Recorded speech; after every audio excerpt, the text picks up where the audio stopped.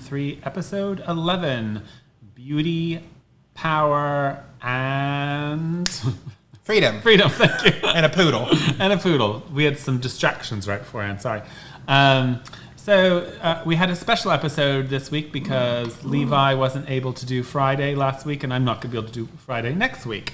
So we wanted to, we kind of want to wrap up this season. So we're going to have this episode, and then we're going to have our grand finale, not this Friday, because I'm getting my second COVID shot, so I don't want to plan it and, have to cancel it or anything like that. So Friday after next, we'll have our grand finale. We haven't quite decided what we're going to do. We've got some ideas. We're very excited. We will be back for Season 4, but we're going to take some time off in the summer so we can begin working with seekers and some actual hands-on stuff here in New Orleans versus just the online. And to have a break. We're going to both be vaccinated. Oh, you're not getting a break from me. I know. Getting a break from this, that's it. And maybe Tiki. You might be getting a break from Tiki a little bit. So he's been our new co-host on the show because he can't sit without hanging out. So anyway, blessed be. Blessed be. Got some nice little port here. I'm only having a little of this though because it's Levi's guilty pleasure. Very, very rarely. It is really good though, isn't it? Anyway, so this week's episode, we're going to go ahead and get into it. If you have any questions about the subject or anything to do with Alexandrian witchcraft, you can call us at 309-GODDESS. There will be a queue for you to type in what your question is going to be about, and you'll be put on hold while you're listening to the show, and we'll take your call at our earliest convenience or how it shows up in the queue. So make sure that we're turned off. Yes, ask you to try to keep it to a 2-question minimum, and we are asking for questions, not co-hosts. So love you all, but some people like to talk. This is the show. This is our show, not yours. How does that go? Yeah, it's from Katya. And I stole it because this is we get to say things we want to because it's our show and not yours. Yeah. So anyway, this week we are going to be focusing a little bit more on the Alexandrian tradition, and we did a show kind of similar to this in the sense that where we probably talked about these things a little bit because we talked about Gardnerian versus Alexandrian, not like against, but like what were some of the differences. And the reason we discussed that was to sort of highlight to people what some of those the differences were, or could be, suppose. I think in 2020, particularly in America, there are a lot of initiates who are what you like to be called dual lineage, which technically speaking, we are dual lineages, meaning that we've got witches in our upline who've done other things, but we don't practice that way. And I think I think part of the problem is because of bad teachings, or sometimes misunderstood teachings, or the confusion of teachings leads a lot of things to be the waters get muddied, I guess you could say. So you have Alexandrians, for instance, who have some Alexandrian teachings and some Gardnerian teachings, and they don't really necessarily always know the difference. Vice versa. And it's become confusing because we've evolved, right? So people will come up with their own ideas. So please don't take this as one note. Like nothing I'm saying is stating that other traditions don't do this or that we're saying we're the only ones that do it. It's going to be more about teaching like what some of our focuses are and why and how we feel about that in regards to the religion of witchcraft and our priesthood of Alexandrian witchcraft. So when I first, my take, now your take, and then we'll get into it. How's that go? About the differences and about that. Just what the show means to you. I think one of the things to realize is that these traditions are lived religions, right? And there is a lot of talk that happens when people get interested in witchcraft or any sort of magical system. But if you're in a group, if you're in a lineage, if you're in a priesthood, it's a lived religion. And Brian's right, they evolve over time. They develop their own sense of being. They develop their own practice. They develop their own norms. And what I often see happening when people are claiming everything is they've read a lot about it, right? Or they have friends who've read a lot about it. Or they've talked a lot about it. But are you living the religion? If you're not living the teachings, because they are different, the practices are different, the norms are different, how can you really claim it in any real way? What about a person who shows up to their Gardnerian circle on Wednesday and their Alexandrian circle on Thursday, and then On Saturday, they're doing like the Minoan Brotherhood. I'm not a huge fan of this. I'm not going to like call out specific people or anything like that, but I will say, I think that I always want to ask people who do that, you must not have a lot of faith in any of your paths. If, you know, and I understand the argument. The argument is that they're all just spiritual technologies, that everybody's on their own individual eclectic path, and these are just spiritual technologies that you use. I reject that wholeheartedly.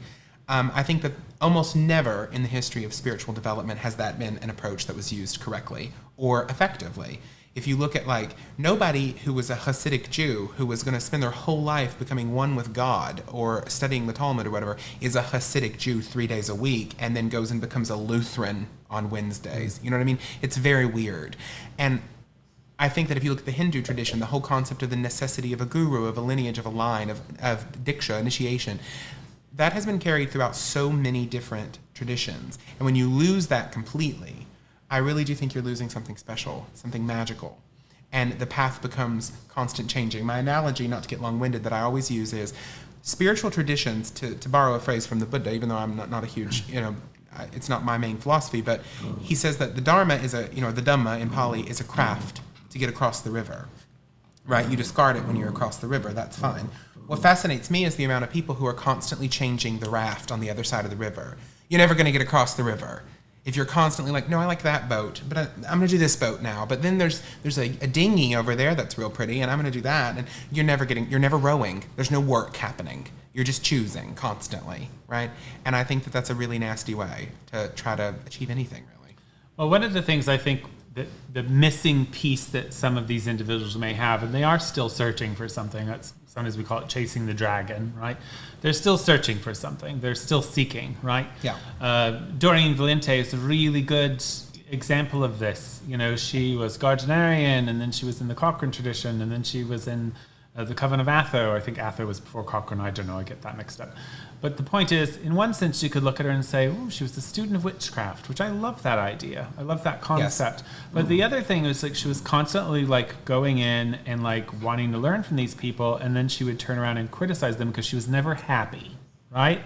So she never really found what she was looking for. Towards the end of her days, she sort of stated that the Gardnerian tradition was the thing that was most valuable to her. You know, I think that comes clear in her writings, and how she started out very hostile towards Gardner, but towards the end, after having gone through other things, was like, oh, she had other kind things to say about Cochrane and what have you as well, but that's just an example. So it does happen. I think it happens with individuals, but I think that the key that's missing here, especially now, is the other experience that some people might not be having. So, for instance, my experience of being an Alexandrian priest is that I've been pulled into a culture.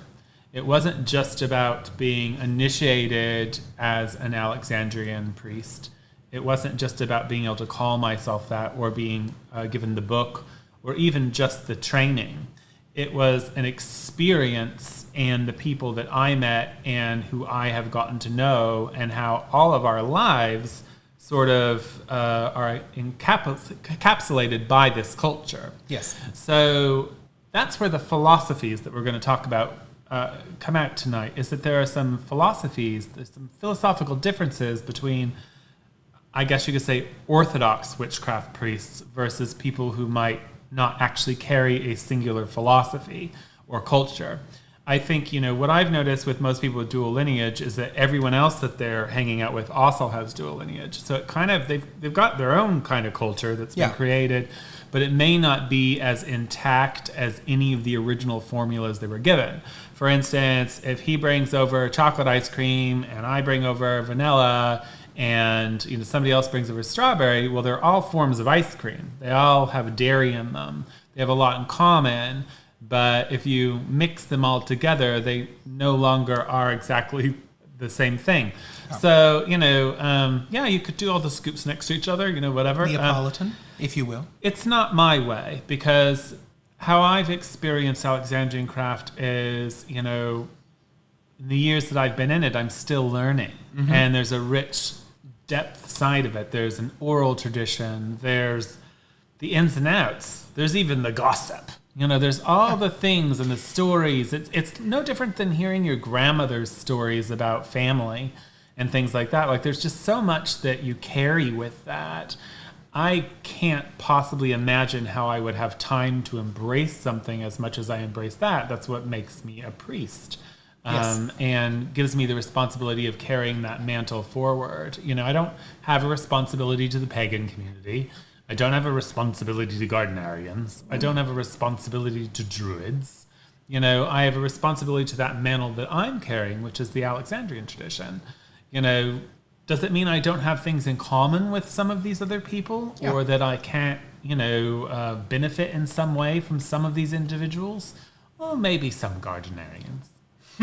I'll go even further and I'll say this, which is there is this weird conversation that sometimes happens when I speak about this with other people, where they say, well, I think they don't say it outright all the time, but there is this assumption that the eclectic, the one who can go beyond our silly, petty addiction to traditions or whatever, is somehow more enlightened, right? The eclectic, who can look at everything and find the truth. Witchcraft is eclectic. Right, exactly. But here's the deeper problem with that. Show me the great saint, the great mystic, the great religious leader who did that. I promise you're not going to find a lot of them. The great mystics, contrary to the false popular belief that they were eclectics who believed everything was true, no, they were not. They were often the most orthodox. If you look at, in Christianity, you have people like St. Teresa of Avila, you have St. John of the Cross, Jacob Boehme, who was a heretic, was a devout Lutheran. If you look at Islam, the Sufis will tell you, if you don't follow the precepts of Islam, you are not a Sufi. The writings about Kabbalah that are the deepest and the most intense and the most mystical come from the most Orthodox Jews, from the Hasidim and from the Haredi. So this idea that you're more enlightened if you jump ship constantly and you take a little bit of everything and you constantly are reknitting your identity is nowhere in the history of spiritual traditions. It is nowhere in the history of mysticism. It is a modern New Age fabrication, right? So I think commitment, dedication, and discipline are at the core of every single spiritual tradition that has touched the mysteries in the history of the human race. And if you notice, a lot of the people who do this really sort of, I'm above it all, I don't care, it's all just spiritual technologies, I don't see them making a ton of progress, to be honest, on the higher planes. When you get to the point of, are you connecting to the divine? Are you growing magically? Are you growing as a spiritual being? I think it's just a lot of posturing and a lot of playing around with ideas that seem fun at the time, as opposed to giving your soul to something so that it can change said soul. I think a lot of people just want to protect their ego and protect, what matters, what they look like, instead of actually saying, I'm approaching this priesthood, this initiation, this lineage, as a way to change me. I also think it's a form of seeking legitimacy, that a lot of people are so afraid that they're not going to have the legitimate thing, that they have to collect them all so that no matter what happens, or if they've been involved in sort of the lineage games, which some initiates try to play at, it secures them. They've got something else they can escape to or whatever. I don't think it's about that, and I will say, I don't think that what I do is for everyone. I don't think everyone needs to be fully dedicated to a philosophy, a system of magic, a priesthood, a tradition, a religion. I don't think everyone needs that. That's no judgment here on that sense. But I do see the difference in people's approaches to the craft and how it's very different. And sometimes I wonder, do they even understand that this is going on?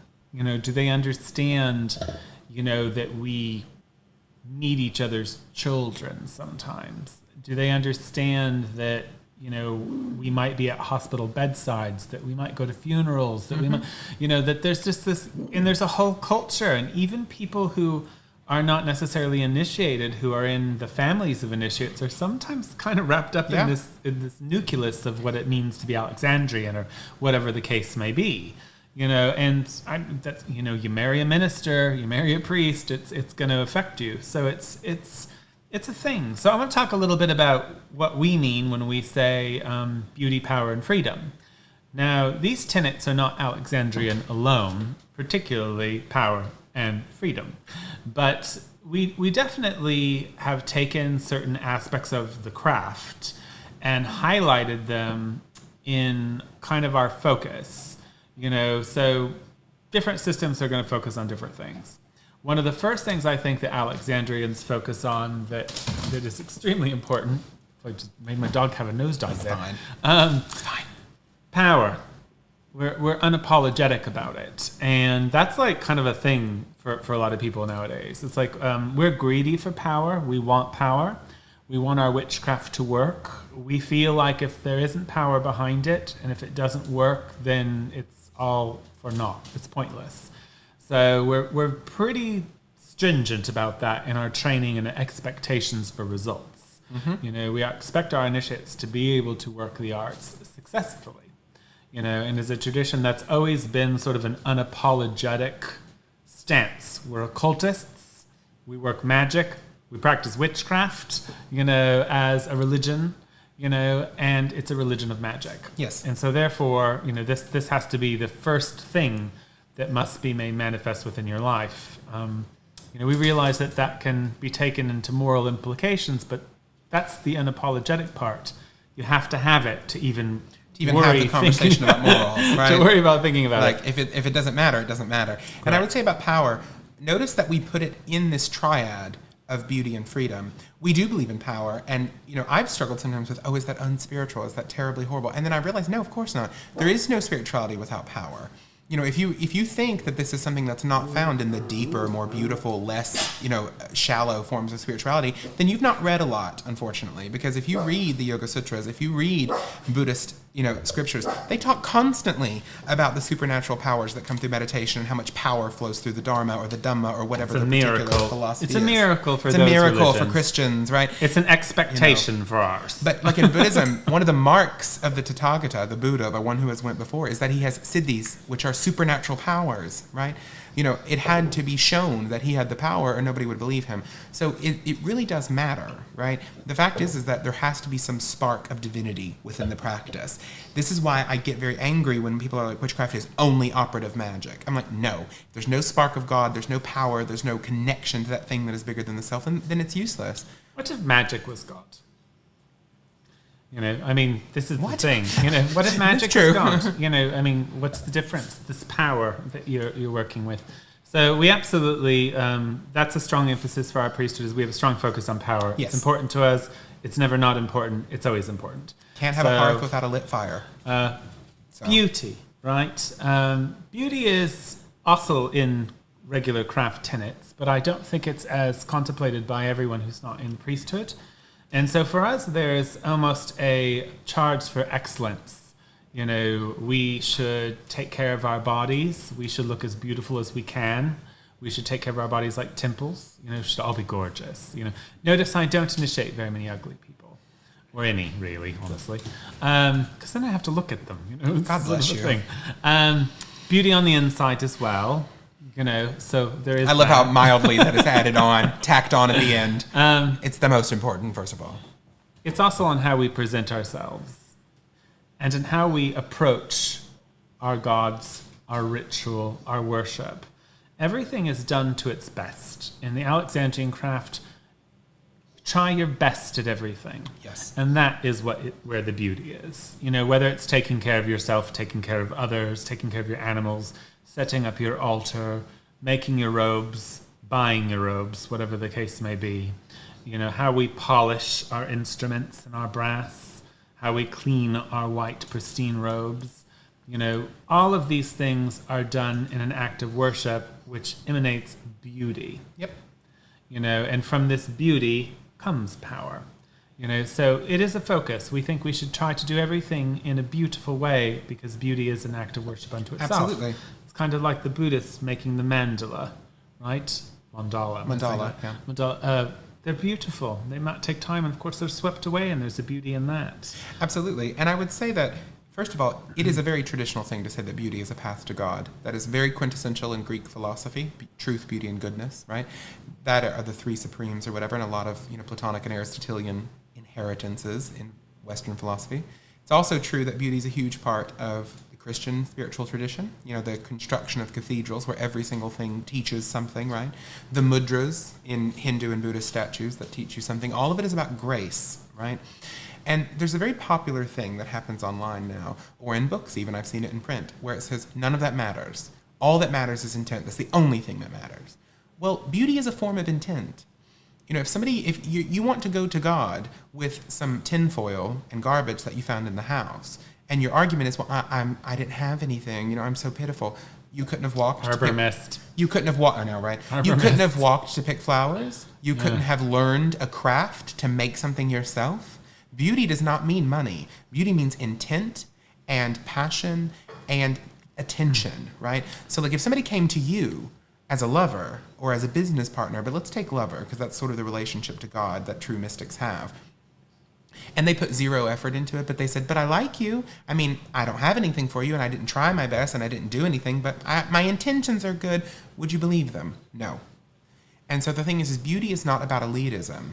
Beauty is about effort, right? This is and a really good consciousness. wine, but because I had some of that port, It doesn't taste as good? this is a really good wine. So I got the berries in there somewhere, but yeah.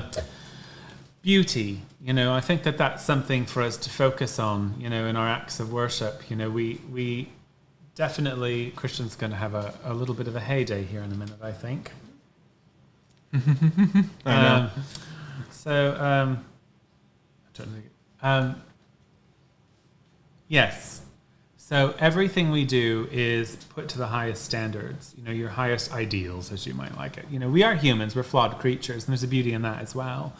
But the struggle is real, as they like to say. But the struggle is the magic. And I right? think that that's, you know, I know for a fact that a lot of the very early Alexandrians were quite poor, but I have seen some of their artifacts and tools and things they've created.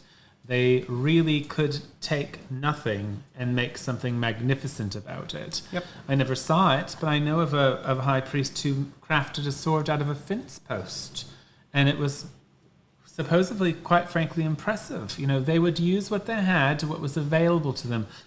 Alex had some original candle holders that he sometimes used for the quarters, and I have actually had the privilege of working with these artifacts. They were made from bedposts. Yeah. You know, he took these bedpost knobs and made candle holders of them. They're still being used by people in the tradition today. So, you know, it's all about taking the intention and putting your all and your best foot forward and doing your best. And not being sloppy and pointless. And not... Sincerity There is you beautiful. go. Better word. Yeah. It's the sincerity. I am going to behind have to dip out for just a second because of doggy emergency. So you talk about beauty I for will. a minute. I'll be right back. As he's dealing with that, I'm going to Sorry. go through and look at Problem some of with the having it at questions. home. I know, right? You're fine. I'm going to go through and look at some of the questions that I missed. So I wanted to take a moment to look at Ashton's comment. Ashton, you said a lot of it ends up being, you're speaking about eclectic, right, witchcraft, or people who use that term, a collection of operative magic. And that is the difference, right? You know, a tradition or a lineage of spiritual tradition, that was redundant, sorry, it's going to involve more than just the operation itself, right? It's going to involve something that is about your personal development as well. You know, there are goals in witchcraft. There are concepts that we're working towards. There's enlightenment on some level. And without that, this does become just a collection of operative tools. And that's frankly not powerful, not beautiful, not The free. beauty within, I mean, one of the things that when I think about the initiates that I've worked with, you know, or the Alexandrian tradition that I've worked with, these people all come from all different walks of life, and they all just do their best, and every one of them has created some beautiful things, and the acts of worship are beautiful. Whether it's because they're creating poetry, Yes. or whether it's because of the way they move in ritual, or how they speak about the goddess, or what they do for animals. You know, I mean, we can get this from human beings that are not initiates or witches, obviously. But it's something we really focus on. And I think that it comes through in love, compassion, truth, honor, you know, sincerity. But I think my teacher, Val Hughes, summed it up best. We do our best. Exactly. You know, in the Alexandrian tradition, we do our very best. You know, and I think that's how we've been taught. You know, humility is beautiful. And I'll say this Strength as well. can be beautiful. We're talking very spiritually about this, but it's also sometimes about physical beauty because we are here. Well, in doing Mount the best Faith. with what you have, ladies Yes. and gentlemen. But Like, we are here on celebrating, Mount Faith. you know, you as an altar. Creating an altar, for example, and taking it away from the personal to the experiential of the religion. Creating the altar during a Sabbath. What are you bringing to that? What are you trying to put into that? What is the effort? What is the image that you're connecting to on a spiritual level? There's power in that. And this annoying thing that happens sometimes in this minimalist postmodern world, is people think they're spiritually better because they don't need, quote unquote, all that. And they almost come at it from this way of like, I'm very zen about all that. I'm like, oh, you've not seen a lot of Buddhist temples then, have you? They're gorgeous. They're dripping in gold. If they're Theravada, they're covered in gorgeous statues of thousand-armed Kuan Yin in East Asia. Because every one of those spiritual traditions, no matter how anti-materialist they are, and they can be philosophically, they still believe that we exist here.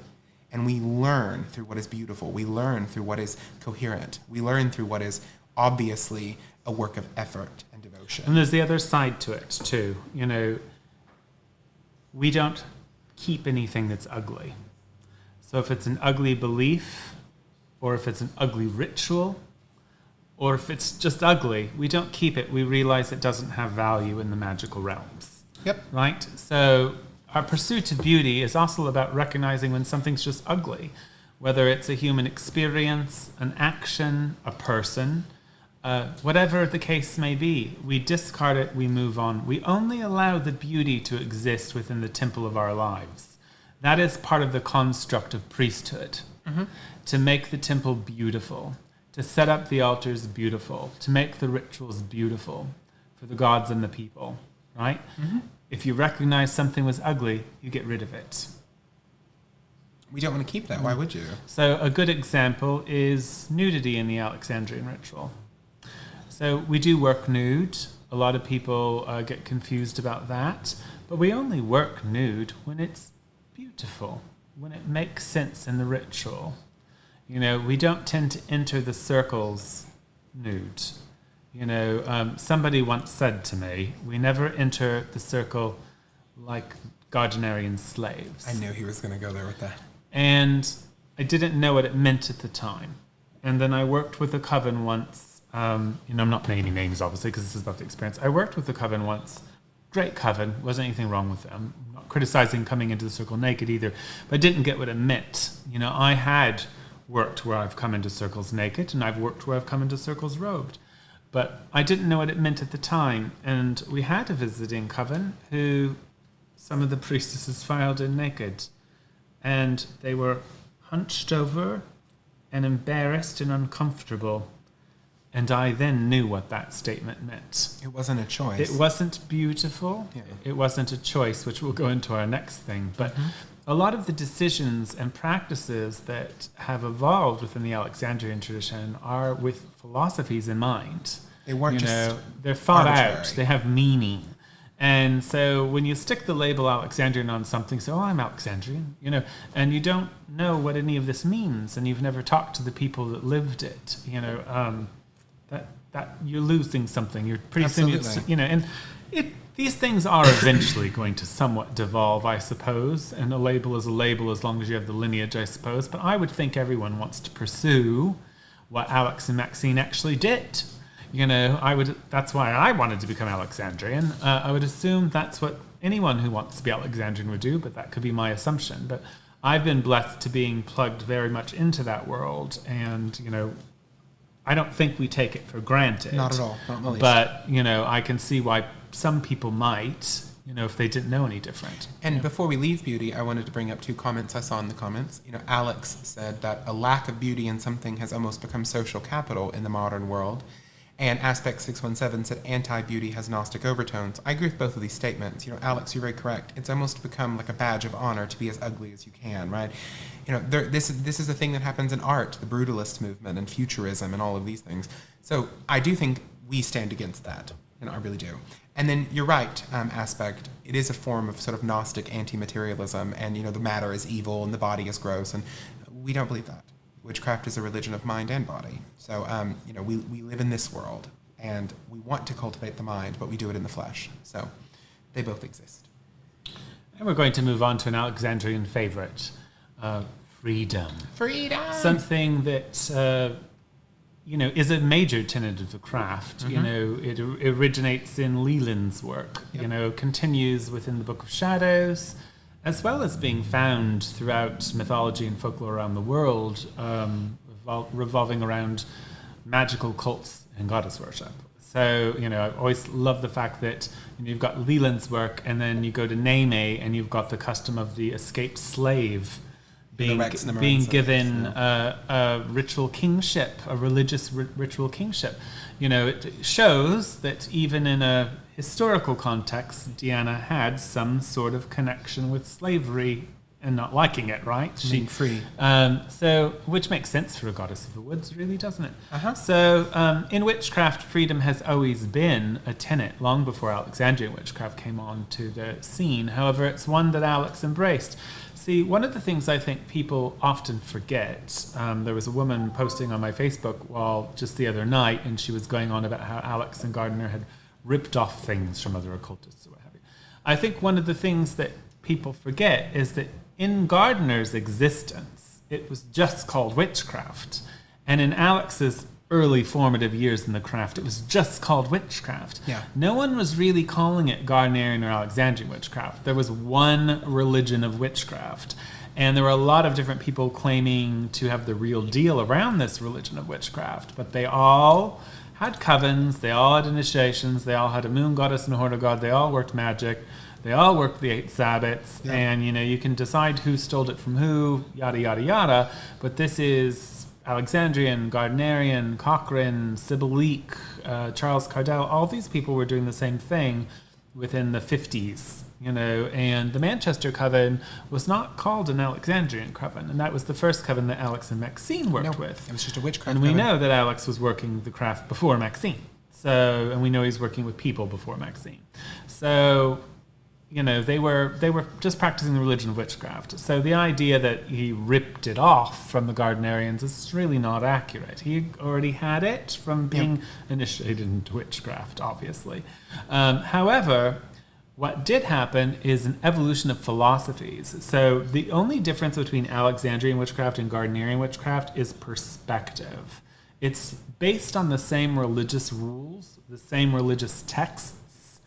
It's all there. The basic Book of Shadows and how it's interpreted. Much like Christianity might have different philosophies surrounding Bibles or whatever, or Judaism and the Torah.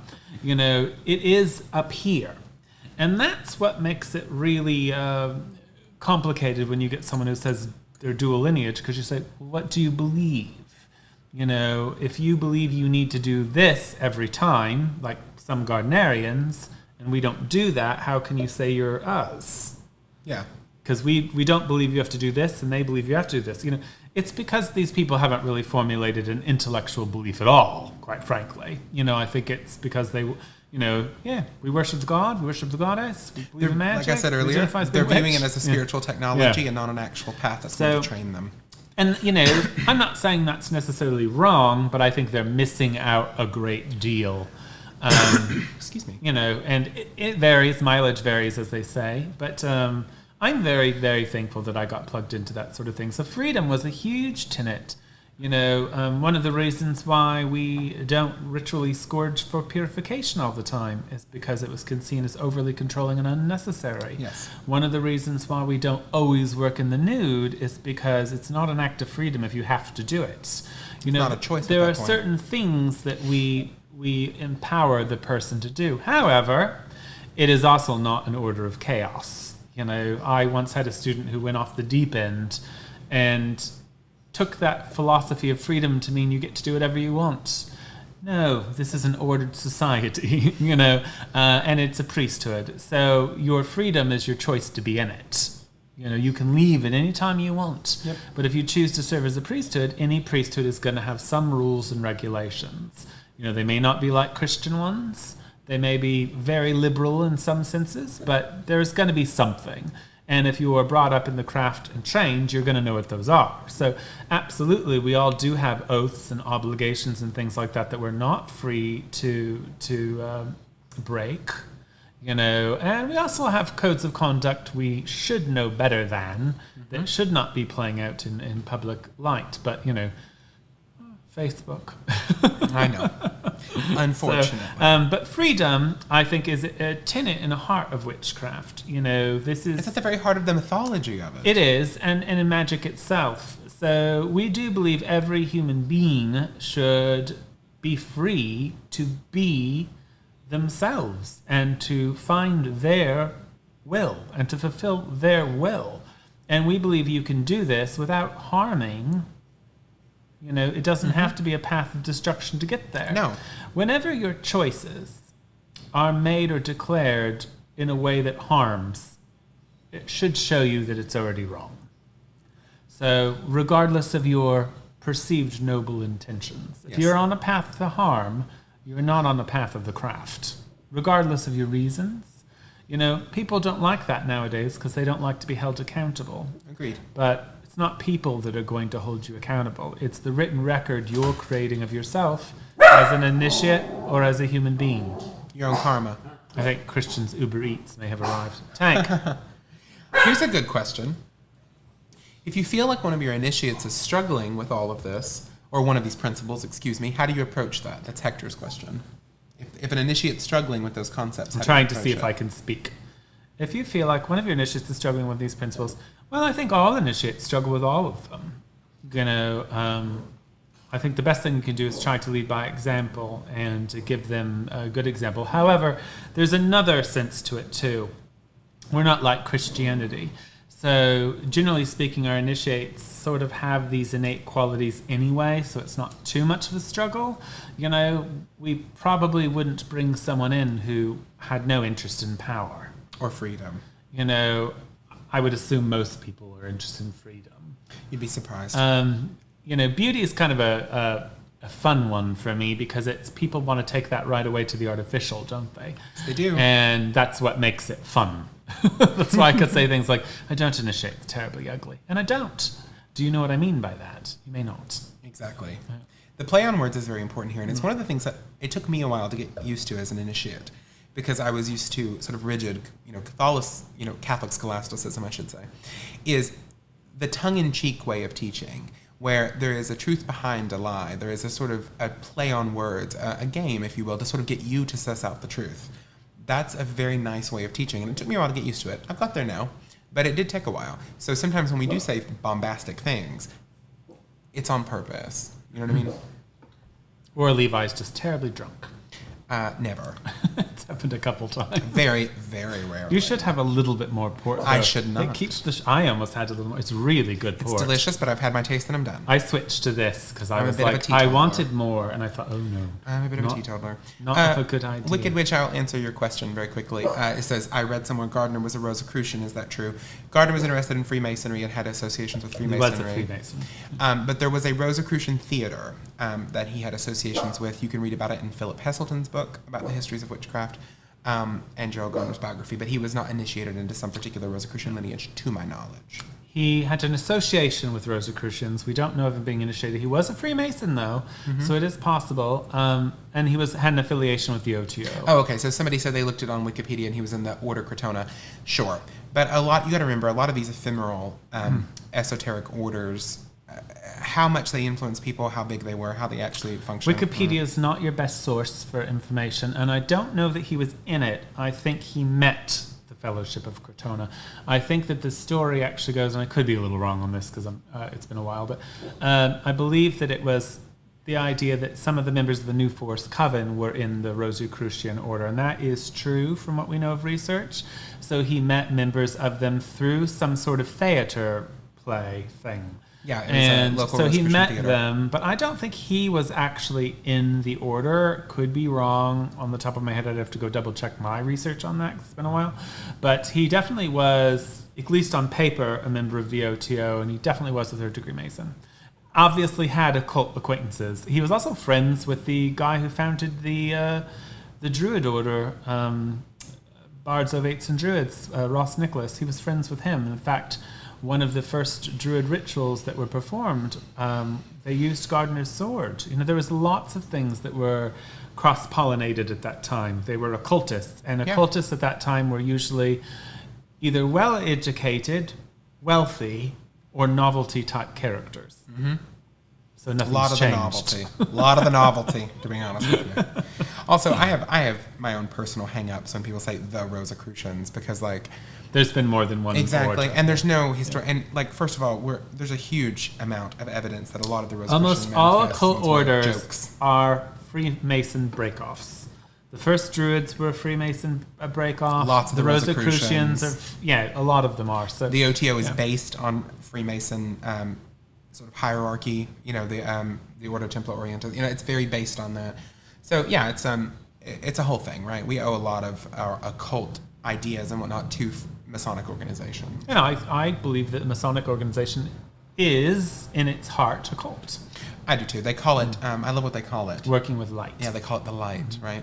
But I have known people who've seen Masonic libraries that are filled with occult books. Oh my God, yes. Witchcraft books and things like tons. that. Oh, tons. And it depends on what your local Masonic organizations are like. Some local ones are really just sort of like booster clubs, basically.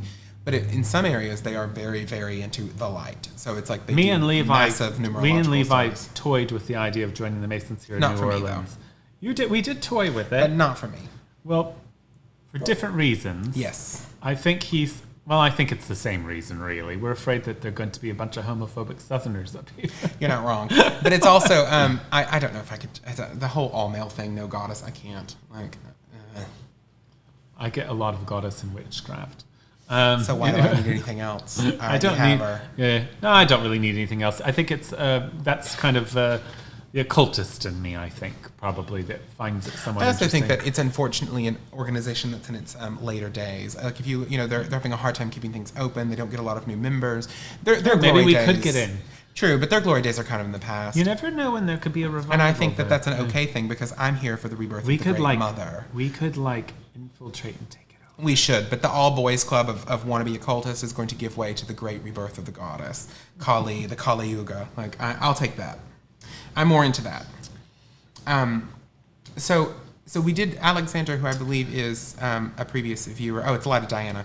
They're asking, how does the previous topic of rebellion, we did a show on that, have a relationship with beauty, freedom, and power? All right, we'll get right to that. But first of all, I want to remind you, we love call-ins. It makes our job easier, and we love to hear your voices. The number is 309-GODDESS. So if you call us, you'll be stuck in a queue, and we'll be happy to take a couple questions from you. So I don't necessarily know freedom and rebellion, right? So rebellion could be a good thing sometimes. Yeah. When it's for a reason. Rebellion's not a good thing when it's teenage angst kind of rebellion. We all go through it. Initiates go through it. Human beings go through it. It can be good. It can be bad. It's a part of a growth process. I think, when it comes to priesthood, that is an adult occupation. Yes. So I like to think that most people have that kind of teenage angst out of their system. It's why I will never initiate someone under the age of 25 again. So, lessons learned. Patricia Crowther used to have that rule, and I thought, why did she have that rule? That's not really a craft rule. No, it's a rule based on intelligence. So, and we learn from experience, right? So, an adult, may change their mind, but they're probably not going to go through the teenage angst. You are joining a priesthood, and in any priesthood, whether you're Christian, whether you're a Buddhist or a witch, is an act of service unto itself. Yes. And service also means a level of discipline and sometimes even obedience to certain things. So even if they're just the laws of nature. The freedom is that it's your choice to do that. Like, we choose to be initiated. We don't nobody forces us to do it. We choose to take our oaths. We choose to become priests or priestesses of the religion of witchcraft. That's a choice. That's a freedom, and you're free to leave it. But that doesn't mean you're free to, muck about in every which way so far. If I had an initiate in the coven who was, I don't know, sleeping with all their initiates right and left, or raping priestesses or something like that, I'm pretty sure I'd kick them out. Yes. And that's my right Jesus. as a coven leader. In the Alexandrian tradition, you can banish someone from your coven. It's the only form of excommunication we have, but it can be done. So, of course, there are times when it's, no, sorry, you cannot be in this covenant anymore. Sorry. Yeah. So, yes, the door swings both ways. Yes. But as far as the rebellious spirit of witchcraft, let's face it, witchcraft is a phenomenon that exists within the Christendom of the world. And by its very heart, by the fact that we worship a goddess, by the fact that we work naked, by the fact that we work magic, all of those are acts of horned rebellion god, yeah. in the face of an Abrahamic faith. So it depends on what you mean by that. So it can be good and it can be bad. We are rebels by nature. Also, and they say leading witches is like herding cats, and I must agree. I also think worshiping worshiping the Great Mother in the age of patriarchy is an act of rebellion. I agree with what Tess said as well. Freedom does not mean freedom from consequences. Correct. Well, you can't escape it. Once you hit on the path of initiation, you're writing your own consequences down with everything you do. Yeah.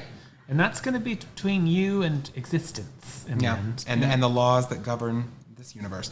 So we do have a caller. I'm going to take it real quick. Oh, first I'm going to refresh the page. Sorry. Hi, you're on Covendom. Who's this? It's Alex. It says, I am Alex. Oh, it does. Hi. Hi, is this Hi, Alex? I'm Alex from Michigan. How are you? I'm good. How are you guys? Doing well. What's your question? I had a couple questions. The first one was, is there a specific aesthetic of beauty that witchcraft, especially Alexandrian witchcraft, works towards? Or does it vary coven to coven, person to person?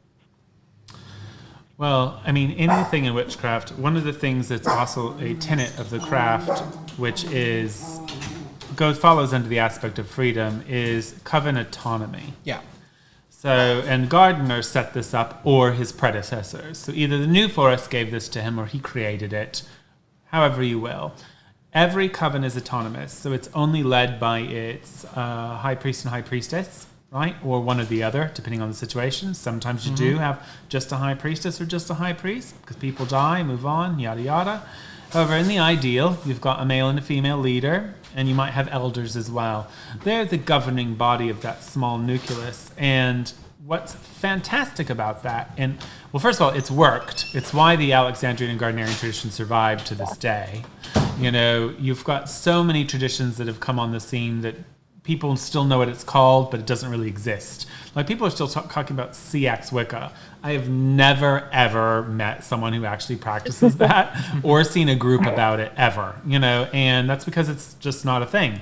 You might have read a book about it and started doing it, but it's not really a thing, right? It didn't exist, didn't continue. Yeah. It was based on democracy, and democracy's not really craft. You can't be a democratic priesthood. It doesn't really work. So there's no prescribed aesthetic, is what we're saying. However, the traditions and the craft in the Book of Shadows are actually going to give you sort of the ideology, and it's in your training. So it's there, beauty and compassion. There's certain...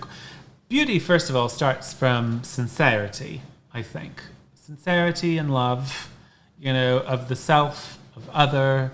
And if you're a magician or you're a magical person, you're in the art of creating. And there's a reason we call it the art magical. Yeah. Art is about expression and beauty. Yep. The statues that we create to worship, the tools that we use to worship, all the things we do are acts of artistic beauty. The rituals, the poetry, the music are all acts of artistic beauty.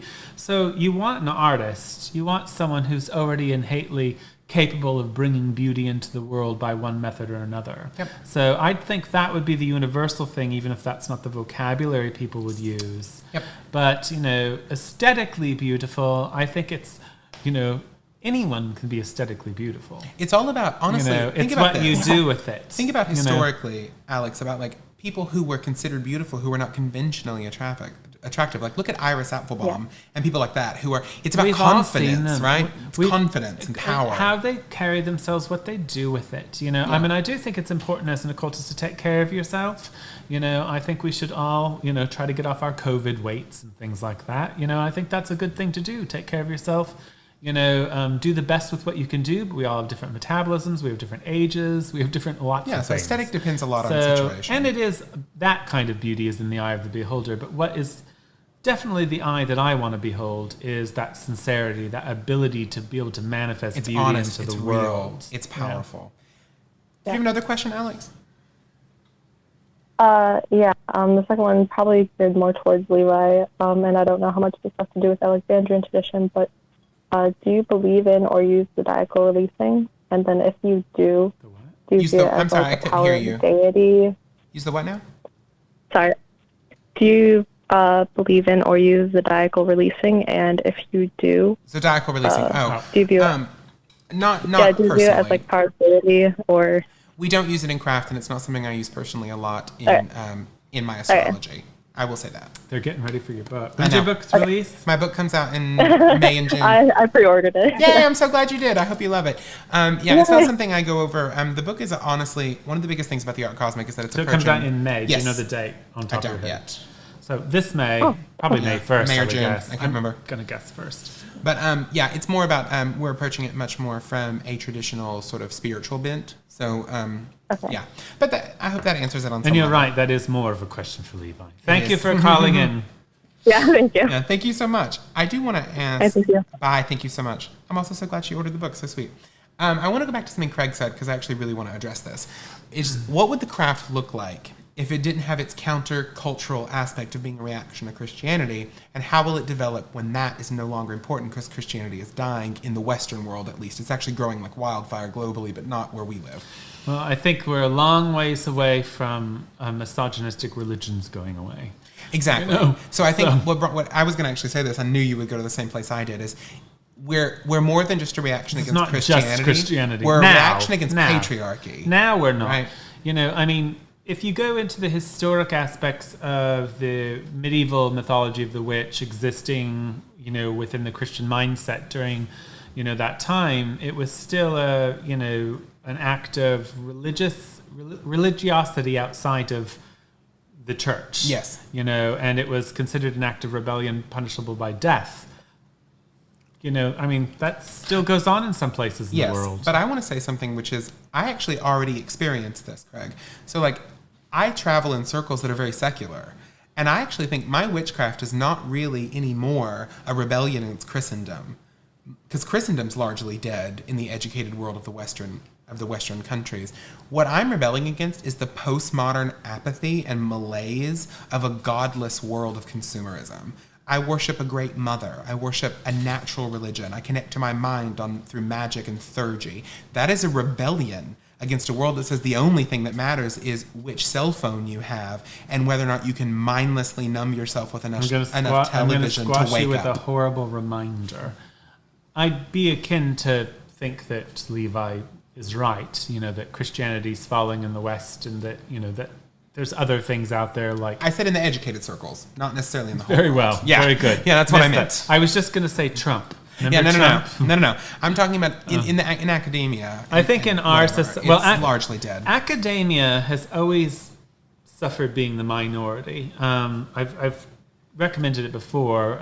There's a movie called Agora, which is about the fall of paganism in Alexandria, Egypt. Basically, the final fall, centering around a character named Hypatia. I think Agora means the forum. Forum, yeah. Where ideas were exchanged. The last pagans in Alexandria, Egypt at the time were, you know, highly educated people who understood the stars and were going to school, and you know they weren't people just drenching themselves in goat's blood or something. You know, they were, you know, and so I think people misunderstand that. Unfortunately, the educated is always in the minority, and they're always in danger of the mob. Of course, always. You know, and I don't know if that'll ever change. But I think if you look, like, for example, even not that long ago in the Western world, public Christian faith was a requirement, right? Mm-hmm. Whereas now, and it was the academics who brought paganism to us. Yes, you know, the occultism, witchcraft, all that. In the modern world, the new philosophy that's going to reign supreme, at least in our cultures for now, I don't think it's going to last. I actually think there's a couple other pretty toxic ideologies that are going to climb over it, but it's very secular. It's very consumerist. It's incredibly materialistic. It's very bleak. Did you watch that video I posted about that French girl? Which one? Oh, you didn't watch it then. I thought you'd be fascinated in it because she's... I don't know who she is. She's not anyone famous or anything like that, but she's... Somebody calls herself the Gallic Witch. You know, I'm going to make her famous right now. She's just a young girl from France, but she's talking about religion. She's like... People in America don't understand how secular France is. I've lived there. I lived in France for a long time. We don't believe in any of this. I didn't meet a single believer. Yeah. And I met one believer, I think, in the entire time I lived there over a year, guys. And it was a Muslim immigrant. So, like, when they say secular, I'm not kidding. They are very it is secular. secularized to the nines. And it really struck me when I went to the Panthéon in Paris, and it's a desecrated church, guys. Like, it's a desecrated church with images of the La Révolution, you know, all over the walls. She's like, we cut everyone's head off. Well, they did. Like, when I say secular, like, holy crap, guys. Well, she was really struggling with her journey because she believed in the gods, but only in a certain way, and she didn't believe in God. And she couldn't believe in the Greek gods because she was raised with them in school, but she still believed in the Gaelic gods. She was very confused. She also is like, it's so unpopular to be a believer there. But I'll tell you a funny thing that'll show you how secular they are. When I lived in Brittany, in Bretagne, which is like a region of France, and there was a play that was going around that was considered sacrilegious, right? Because it was very heretical, and it showed Jesus, I think, on like a mound of hamburger So what would they say buns, about right? witches in France? That you were ridiculous and silly. Like, they wouldn't be mad at you. They wouldn't think you were anti-Christian. They'd think you were stupid. Like, they don't do religion, guys. But I got to tell you this. So there were 3 old women who held up a sign in front of the play and passed out roses. And their sign said, please don't offend our religion. We love you. Jesus loves you. In French, right? Something along those lines. So that's all it was. 3 old women, sign, roses. That night on the news, on my local news in Brittany, it said, religious fanatics storm theater. And I was just like, they hate believers. Like, you don't even get it. Like, funny. it's so secular. They would be mad. They just think you're stupid. They wouldn't. They literally would. They'd be like, oh, that's cute. Oh, c'est très... Yeah, you'll have to watch Ça, it. c'est trop mignon, ça. It gets a little ridiculous because she's talking about how her gods are real, and then she's like, I don't believe in the Greek gods, and you people that worship the Greek gods, I think you're just ridiculous. But yeah, my gods are real. She's really, struggling with this journey. I think part of it was a language barrier a little bit. She spoke very well English, but I'm so glad you want the book so bad, Tess. I'm excited too. So yes, we're super excited. I wish we knew when it was coming out. Christian, when is it coming out? May, June? I should know. I'm the author. He's the author. I'm, publishing company. Brian is my wonderful I was publisher. going to look that up today, honestly, and I forgot to I'm excited about it. It was one of my... Do you know how you have those morning thoughts? And then they go away and you never do anything about them. I was like, when does Levi's book come out? I should probably know that. And I didn't pursue that today. But I really do think, though, that, like, I'm so glad Craig asked this question because it is something I've thought about a lot, actually, in my own spiritual practice, which is, we've said before on the show that witchcraft exists in Christendom. But I think what's important, and what I've learned, the practice is more important than the systems that are used for the practice. I know that's a little esoteric to say, but what we're servants of in the highest level, if we go beyond just the tradition, what we're servants of are the mysteries, right? And they will exist in this world regardless of what the system is. And changed. I can say with no kind the of names fear, have changed. The stories have remained the same. Exactly. And I can say with no kind of like knee-jerk fear of my own tradition that like I believe the mysteries exist in many traditions that are alive today.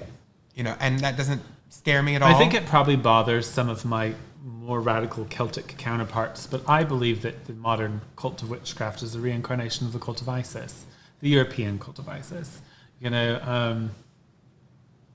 I think that there's even a cultural imprint of it on what we do. So he says, for example, I agree with you, Craig, when you say like the craft won't be able to survive if it's only a rebellion or a reaction. I agree. That's why I'm saying this. I think that it's touching something greater than that. I think it's touching a reality of the mysteries in Greek, the mysta. I think that you find this in Tantra, which is a thriving, living tradition with millions of members. I think that you find this in mystical Christianity. I think that you find this in many different places. So in the grand scheme, yes, the mysteries will survive no matter what. They will be incarnated like we are in many different This is the other guises. thing I think that people need to realize is that the craft doesn't need our help to survive. No. It's a power unto itself, and it's been called other things. It doesn't need our help. It's always been here. It will be here again in some form or another. And I have a hunch that rebellion has often played a role. But, a rebellion against what, I suppose, would be the question. You are talking about a religion of magic. And in the history of the world, magic has been revered and feared. And if it cannot be controlled by the state, it's feared by the state. Yes. And that's a story as old as time. And powerful people who can wield this are, generally speaking, either revered in a society or feared by a society. Always. Is that my phone ringing? I don't know. I'm hearing a weird phone from somewhere. It's the Dark Lord calling. Probably mine in the We're other in room. trouble. Whoever's calling me, knock it off. But I think that one of the most important things to realize, though, is that I'm going to say something that's going to sound counterintuitive, but I got to get through the thought. I promise it has a point, which is this. Oh, am I interrupting you? No, I'm saying, I know it's going to sound weird in the beginning, which is, I think that the mysteries are universal. I think they are only experienced in specifics. So here's what I mean by that. I think that a lot of spiritual seekers get to a point where they're like, I realize that there is something in this universe I'm connecting to. Something eternal, beautiful, powerful, changing, dynamic, growing, the mysteries, right? So I need to find that everywhere. I need to be a Hindu on Tuesday, a Buddhist on Wednesday. I need to be an initiate of Alexandrian, which I actually incorporate a lot of Hindu philosophy in my own private religion, but Gerald Gardner grew up in India, so it's not a problem. But my point being is they tradition jump because they think that it's wiser. They think, oh, I'm going to, find these mysteries everywhere. I actually think you're much more likely to encounter the mysteries with discipline in a singular path. And what I mean by this is this. Think of it like love.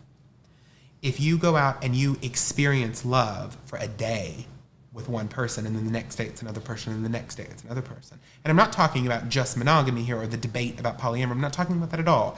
I'm talking about, can you truly understand someone else in a short amount of time? Can you truly understand love if you're only giving a small part of yourself to it?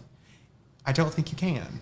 And so when you give yourself to something, in bhakti yoga, which is the yoga of devotion to God, they call this surrender. Right? That you become so in love with the mysteries of your initiation, your diksha, so in love with God, that there is no separation anymore. Come here, dude. That comes through practice, though. It's not because you wake up on Tuesday and you try it out for 2 minutes and then you're done for the day. That's not going to give you the mysteries. That's not going to give you the surrender to God that I'm talking about. Nor does the label. And neither does the label, right? Sorry, Tiki's being weird today. But see what I mean? He's not just a normal poodle, trust me, he's not. He's really smart and crazy, which seems oh my to go God. hand in hand. They're calling me out because you know how I make fun of you for always saying the reality of the situation is, which they notice too. Now they've caught me on one, which is apparently I say, here's what I mean by that a lot. Apparently I am a statement person and then a refiner of said statement. So Levi wants to clarify what he says. I want to clarify reality. I get it. Wow. Wow. I'm usually right. When I actually focus in on reality. Yes, the thing is, patriarchy really hasn't failed, and that's why we're cross. Tess has a great point here. FOMO, fear of missing out. Is that why people tradition hop? Oh my God, That's yes. one of the reasons. It's not the only one, but it's a huge one. I think it goes down more to validity. So the people that I know that are...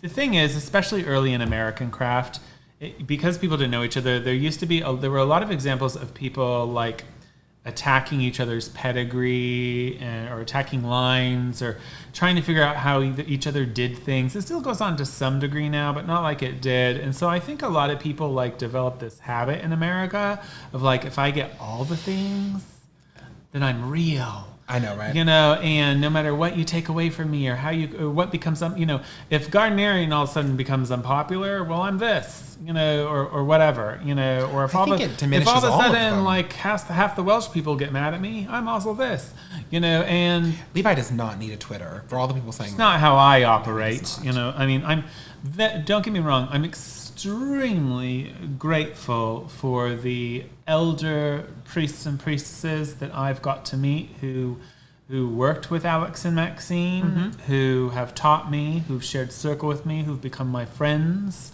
who I still keep in contact with. Those are the Alexandrian tradition to me. I'm very grateful. But at the end of the day, the Alexandrian tradition is in my coven, in my circle. That's where I exist, and although there's a broader nucleus of covens that I work with, people that I know and talk to, it doesn't really extend to the whole global thing because of the autonomy. If I've never circled with you, there have been witches I've met at the Grand Sabbath. There's been witches I've met on Facebook, But if I've never stood in a circle with you, there's very few exceptions to this. I can't think of one. But if I've never stood in a circle with you, you're probably not that relevant to me as far as the Alexandrian tradition is concerned. Because you're not actually in that world for me. Yeah. You might share a label with me. It's kind of the same thing. We can go broader with the word witch. If you call yourself a witch, that doesn't necessarily mean you mean anything to me other than we share a label. You might mean something different. You know, it doesn't mean I don't like you or don't want to get to know you or whatever. It's not a snobbish thing. It's just a reality thing. You know, witchcraft isn't supposed to be a big mega church. No. You know, witchcraft can't be. It won't ever be. And anything done like that in its name, it's not a big club. It's not a social experiment. You know, it is a magical priesthood that functions very much like the other occult lodges of Europe. And it is meant to be a cloistered monastery/school for its members. You know, that's what it's meant to be. We're all monks. How it exists. Welcome. You know, it's the Isle of Avalon, quite literally. Every coven is your Isle of Avalon. Not saying every coven's good, but that's the other beauty of it. If you do get a coven that's bad, well, it's autonomous. It's on, you know, it doesn't matter.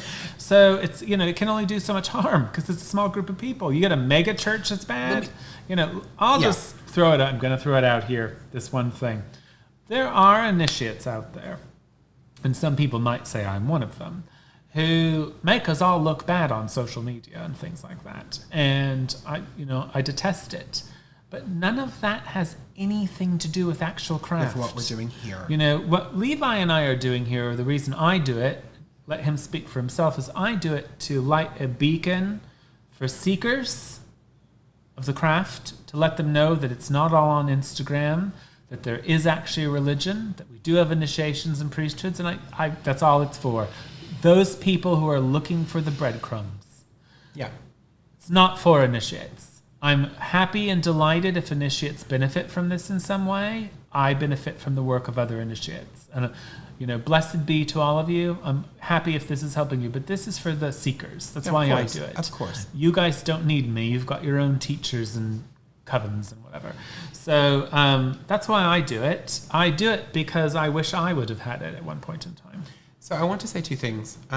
One is this. That's why I wrote my book, too. Yeah, exactly. When you meet someone who is a devotee, an initiate, whatever you want to call it, of a particular path, and they've really touched something within it, they don't care about any of this. They don't care about how many traditions they need, whether or not they need to go get initiated into the XYZ tradition or the XYZ priesthood or this subsection offshoot of the Haitian Reformations, you know, whatever. They don't care about any of that because they found it and they're going to keep working that mystery and they're going to keep probing it to its depths. When I meet someone who is constantly like, today I'm this, tomorrow I'm that, I don't care. And I'm not saying doubts are bad. I have went through massive doubts. I've went through massive challenges to my belief system, and I've went through reformations of them upon reformations. But I have always come back over and over again to the feelings I've had through my initiation, the contacts I've made through my initiation, the magic that I've worked because of my initiation.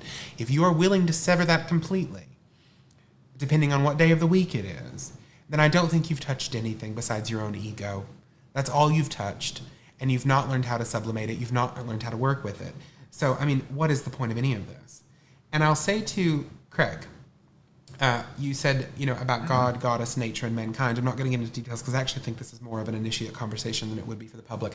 If you want to see an amazing version of this, and maybe you've read it already, I highly recommend reading the Devi Purana or the Devi Gita, which is contained within it, which has the exact philosophy that you're talking about when it comes to God, goddess, and nature. But back to the real show. We're involved in social media I'm involved for two reasons: to keep in touch with old friends and to meet, three reasons, I guess. Old friends, seekers, and business. You know, and they are all separate worlds, aren't they?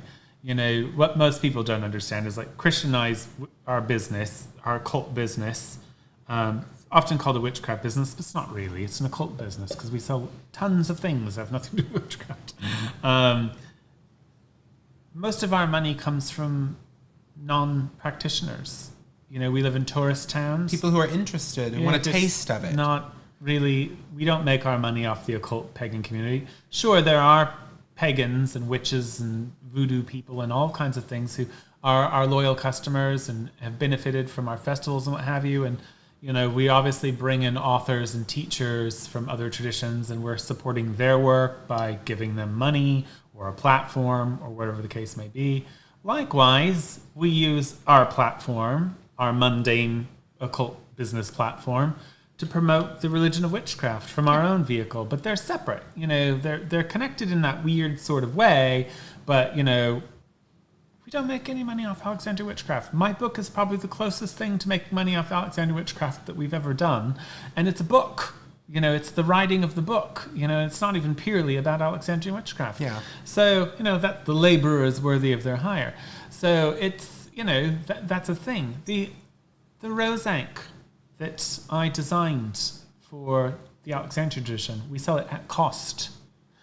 I am going to be doing a lecture about the religion of witchcraft for the New York witches again this summer. And I would not take a fee. I had her donate the money because I'm going to be talking about the religion of witchcraft and I don't need the money. We don't charge I for said, can you initiation donate it for something? or teaching. So, I've no problem with someone charging for a lecture or something like that. I've got Hexfest, we've got lectures, we've got WitchCon, we've got lectures. It's not usually about witchcraft, though. Most of these people are talking about completely other things. I talk about how to make a astrology. spell candle, or here's how you can make this thing, or whatever it is. So, there's gray areas, I get it, but what was my point? I had a point. I don't know. It was beautiful, Did I I'm just sure. go on a tangent? I'm sure it was gorgeous. I think what I was kind of basically trying to say is that there is it was something to do with something Craig said. That's where I got on this binge. Can't remember. Oh, well, I'll blame it on the port. Anyway, do we have a call? We do have a call. Oh, it's Whitehawk. It is. Hi, can you hear us? Hello. Hi. Hi, how are you? Hi, Brian. Hi, Levi. Hello. I thought I'd bring up this comment of mine, I guess. It took me last 2 years of honestly thinking and fighting with myself if I wanted to stay in the craft. Mm-hmm. Like Levi said, there's something that keeps pulling you to that tradition if it meant something to you. Yes, agreed. And For me, I think now it's the reality of the situation.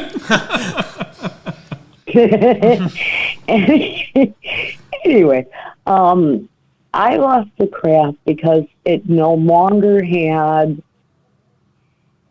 the beauty, the mysteries. It started getting clouded with hearing all the nastiness go around. Yes. I think one of the things, Whitehawk, So that people sometimes get confused too is that when we say craft, we're not necessarily like talking about the same craft like everyone in Salem would be talking about. It's Right. not all one. It's kind of like, when you get Baptists talking about Christianity, they're not actually talking about the Catholics. Right. Well, I ended up turning around and becoming Catholic again, reaffirming my Hey, it happens. Catholicism. It happens. And the interesting thing about from like 40 years ago, because I've been a witch for over 40 years, and before that Catholic. So the thing that changed for me was the beauty in how they're bringing Mary in. They're not exactly calling her a goddess. But she is. They're coming real close. What do you mean, bring her in? And she's been there the whole time. I know what she means, though. I'll say this, Whitehawk. I've had struggles. One of the things that I've struggled with immensely has been the lack of beauty in public craft.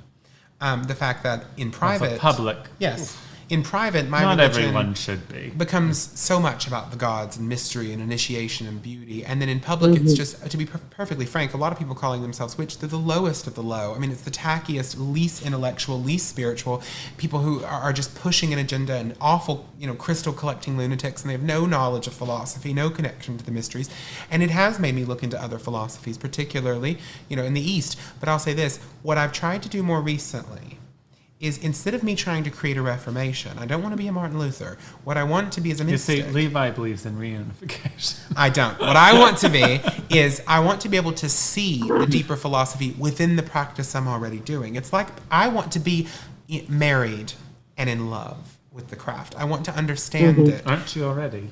Kind of, right? I'm married to the devil, right? But I want to understand the craft from that place of, I will accept you warts and all because I'm going to find the beauty in you because I've touched it once, and if I can do it once, I can I think do it you have to again. have the realization that, Right. your craft. Okay, so for instance, There could be like 20 covens in New Zealand. They hate me and hate my coven.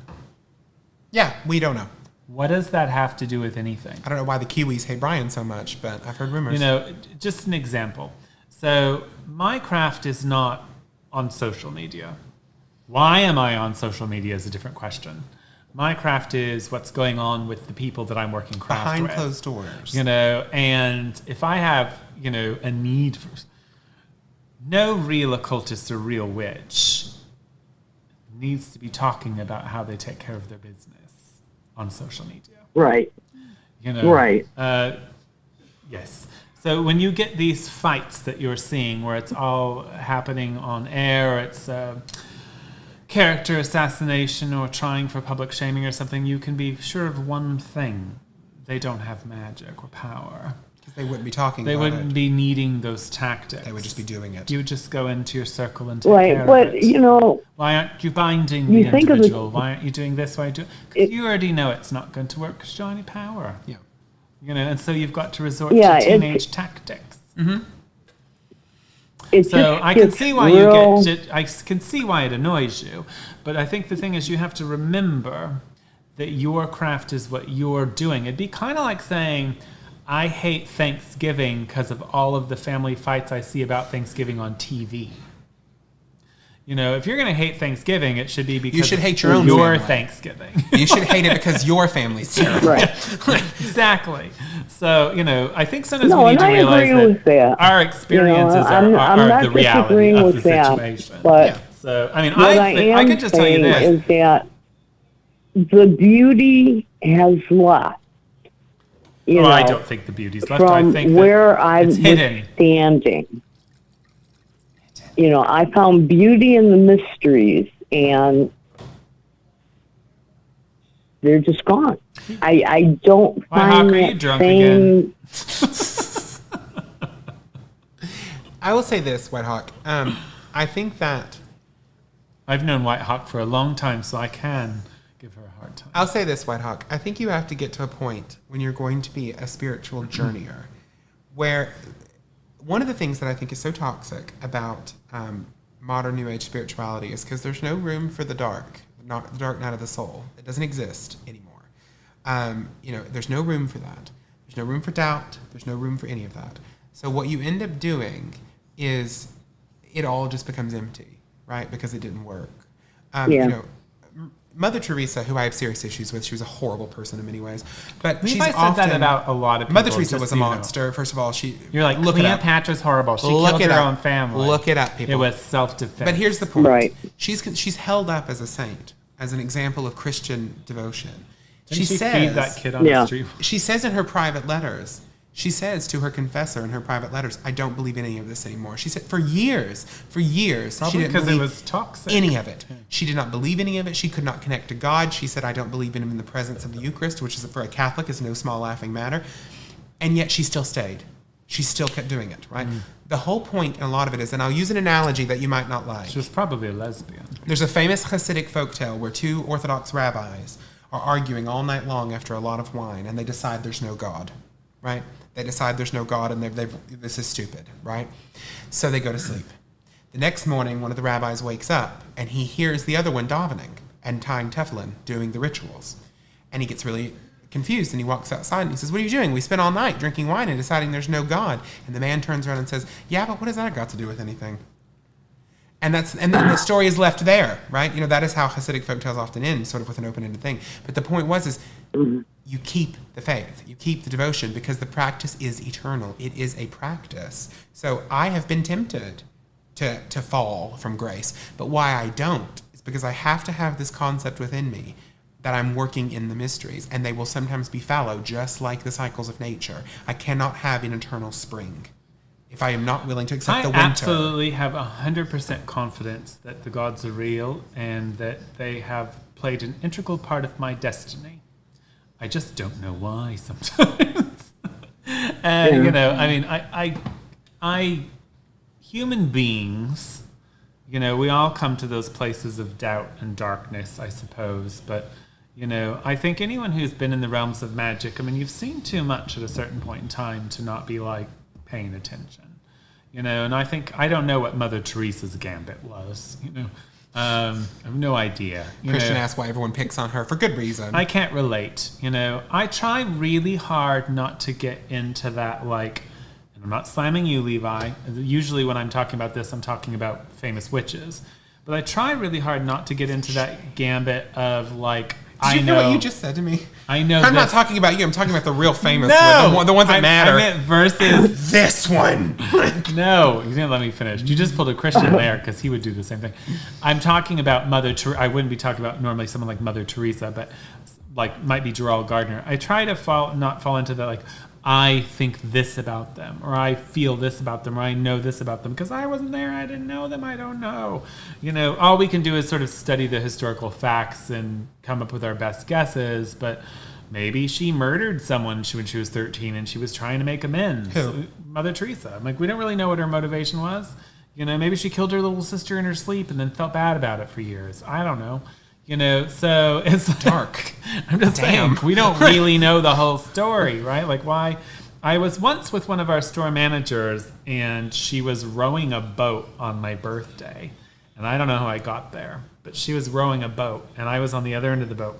It already felt weird because, well, I didn't know why I was on the boat with this woman rowing me out into the nowhere. Is this a dream? No, this is real.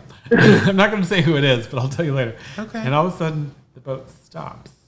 She was going to drown. And she says to me, I'm going to give probably 90% of all my life's earnings to charity. Okay. I'm sitting in it's kind of my thought. And I said, why is that? And she says, because I'm a horrible person and I must make amends. I need to know who this is. First You're of all. out on a boat. First and of I'm all. like, I never did find out what that story was about, but I got off that boat as soon as possible. I feel like we've went far away from the original question. White Hawk, did we answer your questions? Well, the reason I'm saying it is because of the Mother Teresa thing. We don't really know. Yeah. So, Okay. Gerald Gardner, for instance, we know he was in India. I'm going to let you go, White Hawk. Thank you so much for calling. All right. Bye, Bye. Have a sweetheart. wonderful evening. We kept that poor, just went Oh, all she away from asked it. Christian. She'd stay She's on the fabulous. whole time. She's fabulous. My point is, we don't really know these personalities, so I absolutely hate it. Like, I'll even say to people now, like, I don't really know if I would have liked Alexander's. I never met him. Oh, yeah, you don't know until you know someone. And I'm never going to meet him. So I appreciate his work. I admire things he did, but I didn't know him. I'm not pretending to be in his head. No, but I'm talking about when people are public and they've devoted You themselves to said something. Cleopatra was a horrible person. She was everybody by modern She standards. wasn't horrible. You know what I mean? I'm not she was talking a about history. survivor. But I'm saying what I'm talking about. I'm with, hearing with her Destiny is just, Child right now. Is the thing with her is I don't want to get into a debate about Mother Teresa. My point is like my point was more about doubt, right? Like why'd you have to go there? I've been riddled with doubts before. Why'd you have to go there? I have been, but even lately, but my strength of belief is tied to the experience of initiation. Because I've had people in my life who've said, why don't you just leave all that? Why don't you just walk away? I mean, like, it's, like, it's so, all that public infighting and everything. Like, why are you a part of that? And they just don't get it. They just don't get it. Like, when you've been initiated and you've actually had that Well, not all initiates connection, have to deal with you know what I mean? public Like, it's- bravado how do that you- we do. But how do you give that up? when the New Orleans Coven, at the time, the people who were involved in it at the time decided we were, going to have a Facebook group, we kind of knew. I'm surprised it took this long. When Christian Day came out as a public initiate, because he was a secret initiate for a couple of years, kind of surprised it took as long as it did. We know sticking your head above water what it means. Now, newer initiates may not know that, but not, I don't want to say every coven has this experience, because there are lots of covens where everyone's completely private, nobody knows who they are. They're all secret initiates. And they just don't get online. My teacher didn't allow her initiates at one point in time to get on just any kind of social media witchcraft group. I don't now. I don't like my initiates to be on initiatory groups because I don't want them to be drug into this. So there was recently some small group of hooligans who was saying that they didn't want me or my people on their groups. We're not on their groups. We don't want to be on their groups. Our coven group, I think, is working towards 5,000 people. Our coven page. And that's not even about the tradition as a whole. I think that some of those secret groups online are under like 2,000. You know, it's ridiculous. Just so you know. The one thing you don't want to do is get in a PR contest with me and Christian, because if he can win, I certainly can win. I want to tell Tess I'm going to steal that. I'm never going to call it a What? dark night of the soul again. It's going to be my dark tea time of the soul. It's tea just time. Me in the darkness with a little bit of oolong, just questioning everything. It's just Levi and his port. Please. It would be tea. It'd actually be black coffee. That's my thing. At night? I love this. Christian, I've heard many bad things about you, but never that you're as bad as Mother Well, Teresa. of course, we've gotten quite off show. We have. You know, the philosophies, we've talked about that a little bit. Let's see. Let's talk about some sub-philosophies. Some philosophies that are, like, not necessarily those three keys that are very important in this Alexandrian tradition. Love. Love is one of them. Yes. You know, and that's not only a tenet of witchcraft, but it is a big part of the Alexandrian tradition. And it sort of makes sense also because we were really coming up in the 60s, weren't we? Yeah. You know, and so there were a lot of early Alexandrian initiates who were also exposed to sort of the hippie culture at one point in time. So, you know, witchcraft was really appealing. Freedom was really appealing. You know, that counterculture and all that sort of thing was originally appealing. The original, can't think of the guy's name, the original Alexandrian Rosank was very hippie looking. Yeah. You know, it had a big little hippie flower on it. And, you know, but the thing is, now we look at it and we think, oh, that's a bit awkward. But at the time, it was cool. You know, it was cutting edge. It was trendy. It totally fit the scene of the time, you know, as I think this is more of a reflection of where we are now. Same symbol, you know, just a different artistic expression. So, you know, I think that people need to realize that, you know, love is essential in the craft. And once again, going to, are you exuding that into the world? Is that a beauty you're bringing into the world? We can't all do it all the time. You know, look at Mother Teresa. People are hating on her. Keep bringing up Mother Teresa. She's a saint, and people are hating on her on a witchcraft show. We've hated on lots of saints throughout history. So, I don't know, saint or horrible apocalyptic creature. The I'm latter. not sure. But, you know, what I can say is she was dedicated, you know, and I love that about her. And I'm sure she did some good, probably more good than harm. You know, beyond love, the biggest one that comes to my mind when you ask about philosophies is I've had the privilege of being around Maxine a few times. And one of the things that always comes up that she says constantly, almost as a byword, is consciousness, right? When we talk about all of these... That was going to be one of my next I know. ones, yeah. I knew he would bring it up, so I beat him to the punch. Is when we talk about... Glad somebody remembers something. I listen to everything. Beauty, power, freedom, any of these, none of it matters without consciousness. You know, Well, and that's a huge part of training. That is a discipline.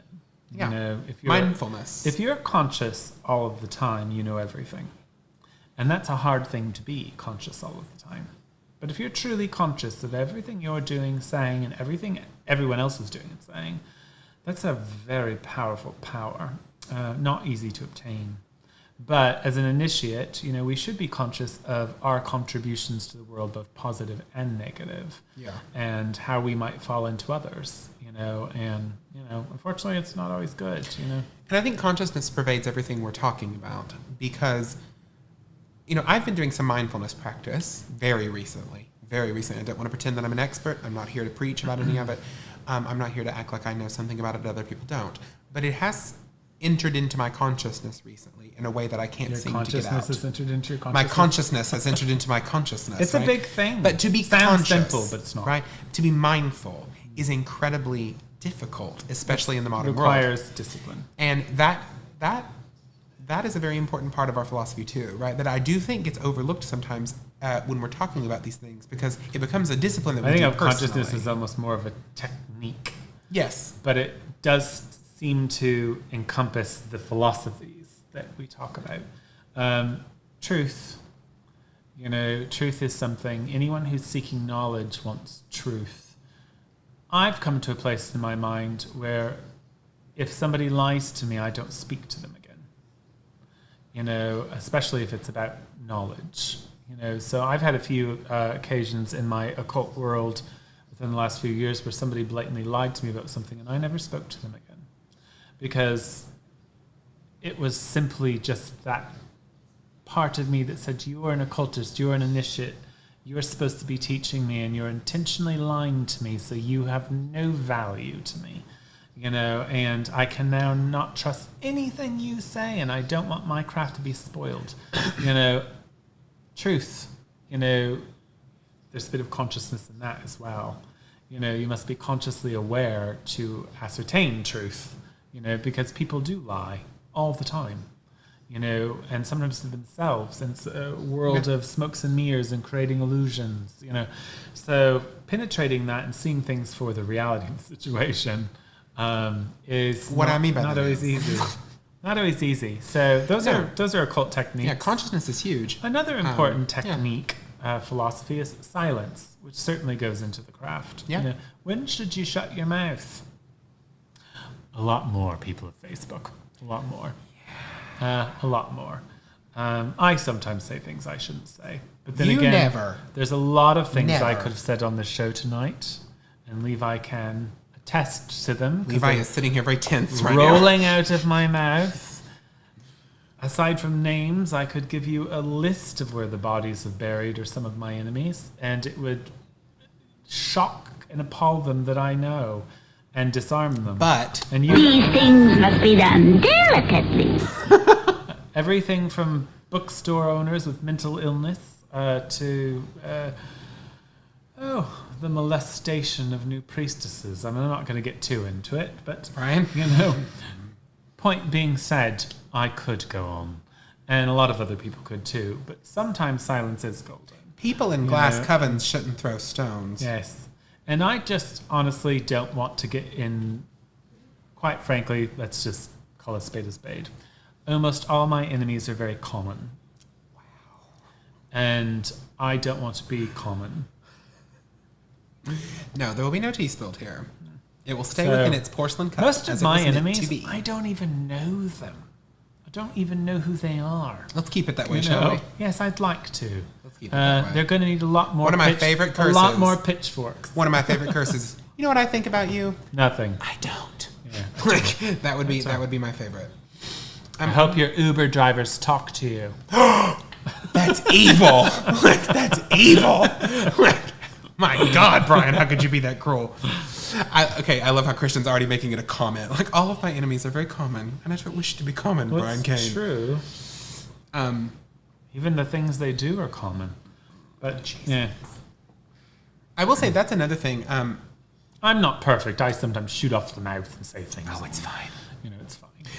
So philosophies of the craft: beauty, freedom, power. We've talked about consciousness, love. Well, Alexandrian witchcraft. I mean, if we went to the philosophies of the craft, that'd be huge. That's a whole different show. Really big, and I think some of these came out with the Gardnerian Alexandrian, which we trying to highlight the difference. Yeah, but it actually becomes a little bit more confusing now because there's so many different types of witches out there, and different people's takes on it. That it's not all one note. So a lot of those philosophies that Alex came up with, or that were emerging differences at the time, those gaps have narrowed a bit these days, I think. So Tess brought up something that you've talked about before, which is honesty is paramount. Words have power, and if they're used to tell lies, then everything you say becomes worthless. I can forgive a liar. I cannot forgive an occult teacher who lies to me. Because that's the whole point of And the words I don't. of power. None of my teachers have ever been liars. I've been very blessed in that area, but I have met elders who have lied to me. Do you know what one of the biggest ways I can tell Brian doesn't lie to me when it comes to witchcraft teachings? Maybe you lie about me other things, but when it comes to teachings, that's not true either. I know Brian tells me everything. Whenever I tell him things he doesn't want to know. It's okay. Okay. As he just glazes over like I've got PTSD. There's no lying in this household. No, not really. But I will say this. One of the things I really appreciate is anytime in the coven someone's come with a very specific question that maybe got a little too esoteric or really into the nitty-gritty, and we've said to Brian, and you didn't know, you've never pontificated and pretended that you did. You said, I don't know, I'll find out. That's the mark of an honest craft teacher, people. Well, and I want to know. Because he wants to know, too. It means that you're hungry for the knowledge. Sometimes it could be just because I don't remember. Or sometimes it could be because I've gotten a little confused and I need to clarify. And sometimes it's a question I've never asked myself, and I've learned a lot from people's questions, still do. Good question from Singing Goat Tarot. So on the show, we've talked a couple of times about power over others, like control is a red flag in a teacher. That's one of the reasons we Well, it depends. love it. I think that can. Here's the thing, singing goat. That can go to the extreme as well. You know, a craft teacher should. Well, it depends on whether you're talking about being initiated into a coven. So, if you are a priest or a priestess under the governance of a high priest or high priestess, as long as it's within the crafts purview, thank you, I think it's completely acceptable. You know, for instance, if you were one of my initiates and you're going out there doing things that publicly embarrass the priesthood and I ask you to stop, I think that's within my rights. Yes. You don't have to stop. You can choose to say, no, I'm not going to stop this, and then we disassociate with each other. Their control can go from two ways there. You could be the person manipulating the teacher, saying, well, I don't want to be controlled, I should be able to do whatever I want, making the teacher uncomfortable Agreed. with your actions. So control can go in different ways. So I 100% agree. I do think that the craft is a hierarchy and that there is a level of obedience and control within the priesthood, but only to a certain extent. Yes, it's not personal. Shouldn't extend into your personal life.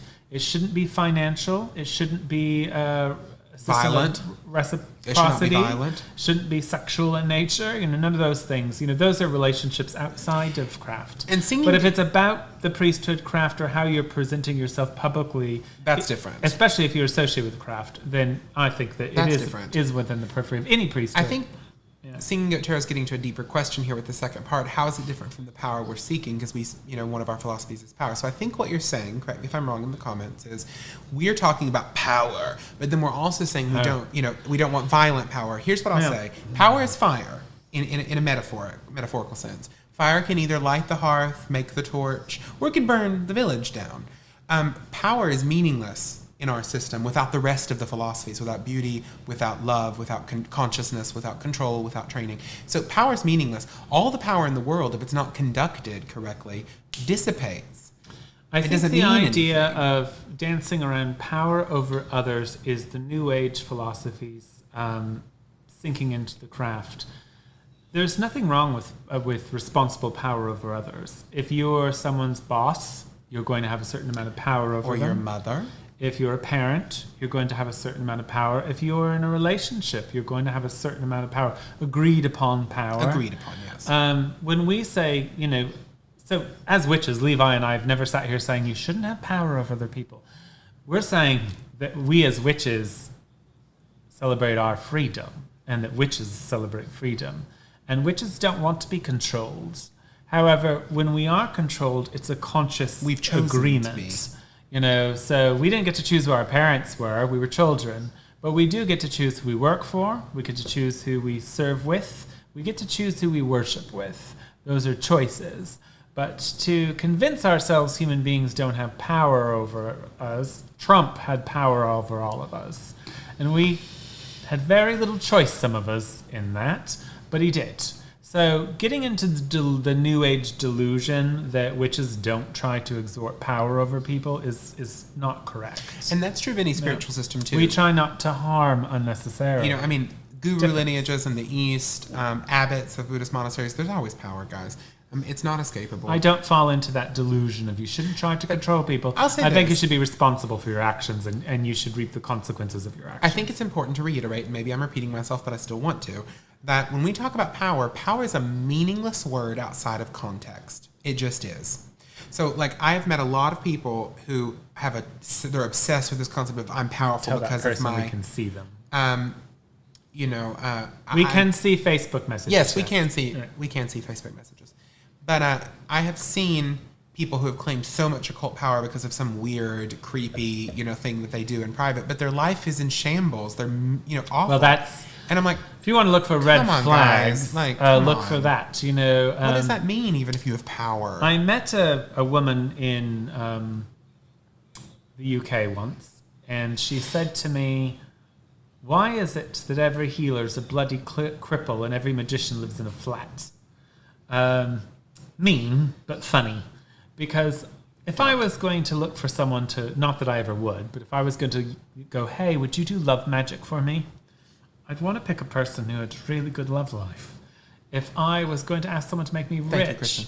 I'd want to ask somebody who was rich. I wouldn't be going to some poor person living in a hovel saying, make me money. I mean, So they can't do it Come themselves. That's called consciousness, discernment. You know, not that I think you need to be running to people to do magic for you, but if you choose to go down that road, perhaps look at their life first. but I will say, I want to make something very clear. Christian actually said something to me one time.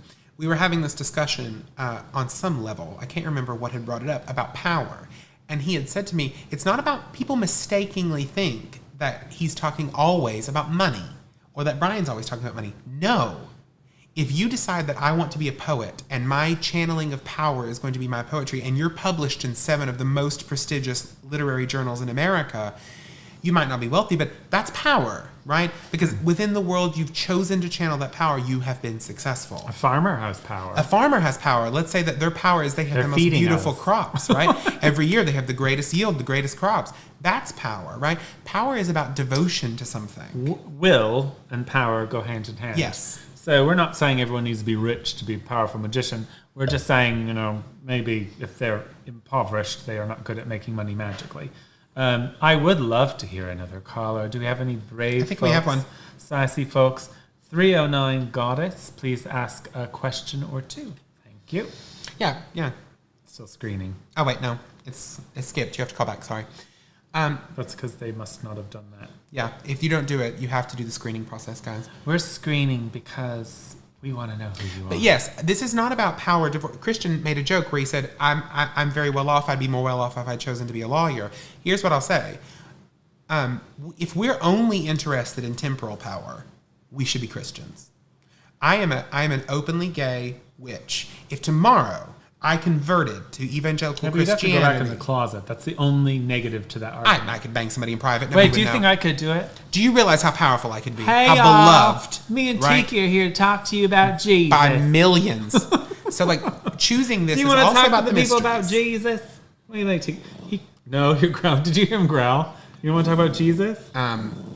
No. Exactly. Christians talking about the money I could have made as a Christian. Same. If I were to abandon this tomorrow and become, Allahu Akbar, like 100% devout, oh my God, I'd be a conversion story. I could make tons of money off the books and the tour circuit alone. Tiki, you want to talk about Jesus? You're having a whole moment over here with this poodle. He growls every time I say Jesus. Jesus. I don't even know which button to press. Every time I say Jesus, he growls. He don't want to talk about Jesus. It's all right. I don't think he wants me to hold him up into the light. Read that. Yeah, the witch that switched, and Christian's talking about this in the comments if you can see it. But so we got a caller. His name is Frank. I think he wants to talk about to know, to will, to dare, and to keep silent, which are sometimes called the 4 pillars of the magus, or other various. Do you want me to answer? Yeah, sure. Other various phrases which were published by Hi, Frank. Mastering Witchcraft. Yes. So I've kind of given. Hi, Frank. I've already sort of given the 4 pillars of the magus to the people. Is that what you were talking about, Frank? Yeah, so my question is, Eliphas Levi have written about it, Paul Hewson has written about it, but is the Witches' Pyramid, or the 4 powers of the magus, based on Alexandrian witchcraft, part of Alexandrian witchcraft? No. It doesn't come from our material. I will say this. Excuse me. I respect it as a concept. I put it in my book. I respect it. My book, Initiation to Witchcraft, I put it in my book. But no, it's not actually in our materials. It was published in a few different books. One called in Crowley. White Witchcraft. Probably comes from Crowley then. Master Witchcraft. It is it's an actual old thing that was associated with the magus. I think the original one was published by Ed Finch. And it's something like, to know, to will, to dare, to keep silent. 4 are the pillars of the kingdom, to create an empire, or something like that. So it actually is an old saying associated with the magi or whatever. No, I agree with it largely. I will say I think there is a massive power in silence when it comes to magic. It fits into it. What you have to realize is it totally fits in. There's nothing about it that we don't jive with. It's Paul Hewson put it out quite wonderfully. To know, to will, to dare, keep silent. Breaking it to the 4 elements, and I do believe I believe in the philosophy, if that's what you're asking. But is it Alexandrian on its own? No, it's not. No, but It's- it wouldn't contradict anything. It's part of Western occultism. Yeah. Did you have another one? Okay. And it originally wasn't called the Witch's Pyramid. It was originally called the Four Pillars of the Magus. Yeah. Magi. Okay. Whatever. Okay. Yeah, I've heard that, and the four powers of the Sphinx, right? Yeah, People label it differently. I've heard that. But I believe in it. Yes, I do. so And I think more people should apply it if they want to work magic. Agreed. Especially the silence part. What was your second one, Frank?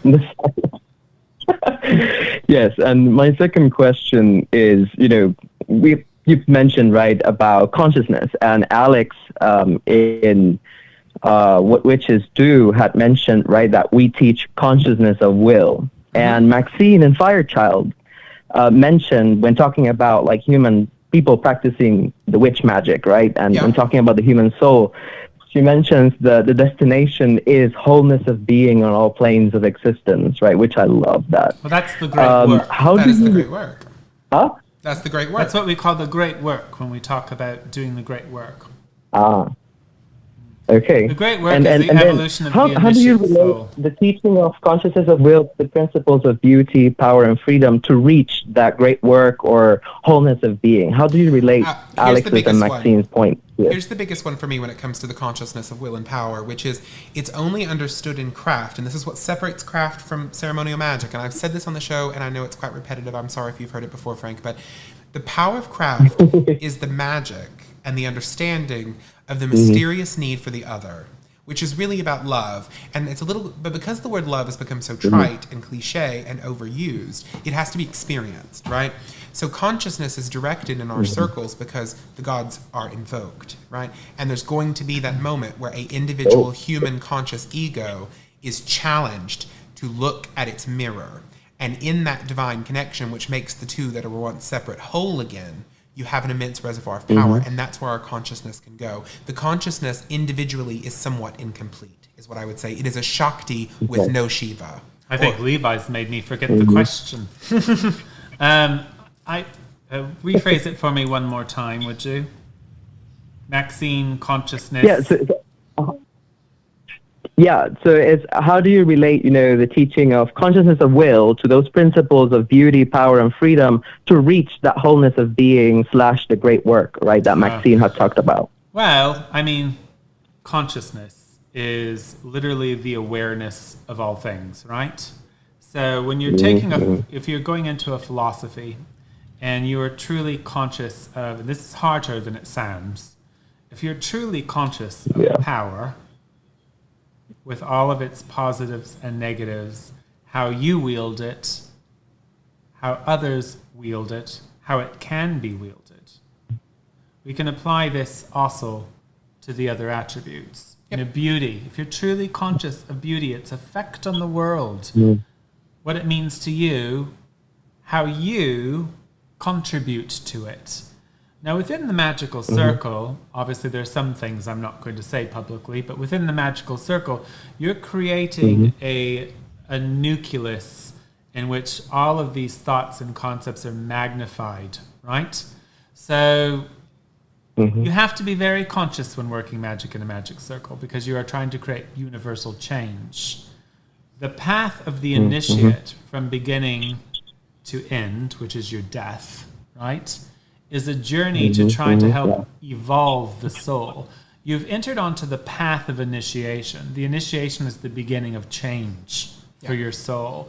You're asking for an alchemical transformation of your soul. And the end objective is to become more like God. Right? God has to be very conscious of things like power, beauty, and freedom. Absolutely. If you're a creator, you want to create beautiful things. If you wield power, you must do it responsibly, right?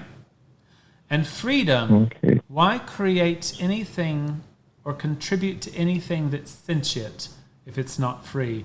If you controlled everything, how could there be other? Yeah.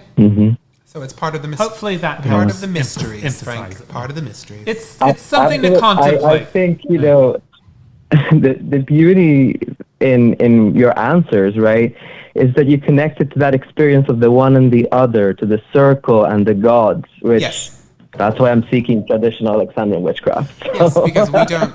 And initiation. It is what separates thank you very initiatory much. witchcraft. You're very welcome. Thank you for calling. Thank you. Bye. But I'll say this, Bye, that bye, is bye. what separates witchcraft, guys, or initiatory craft from other forms of magic. This is not just a technology, right, for making something happen in the world. It's not the science of witchcraft or whatever. This is something that includes that, but that is beyond that as well. This is a mystery religion. You know, it is a process. And if you're not interested in the higher questions, you're not interested in the other, you're not interested in the gods, why would you do any of this? There's tons of forms of secular magic out there. Go and enjoy them. You know, it's just not what we're doing here. And it's not a judgment necessarily. It's just not what we're doing. Sorry, you know.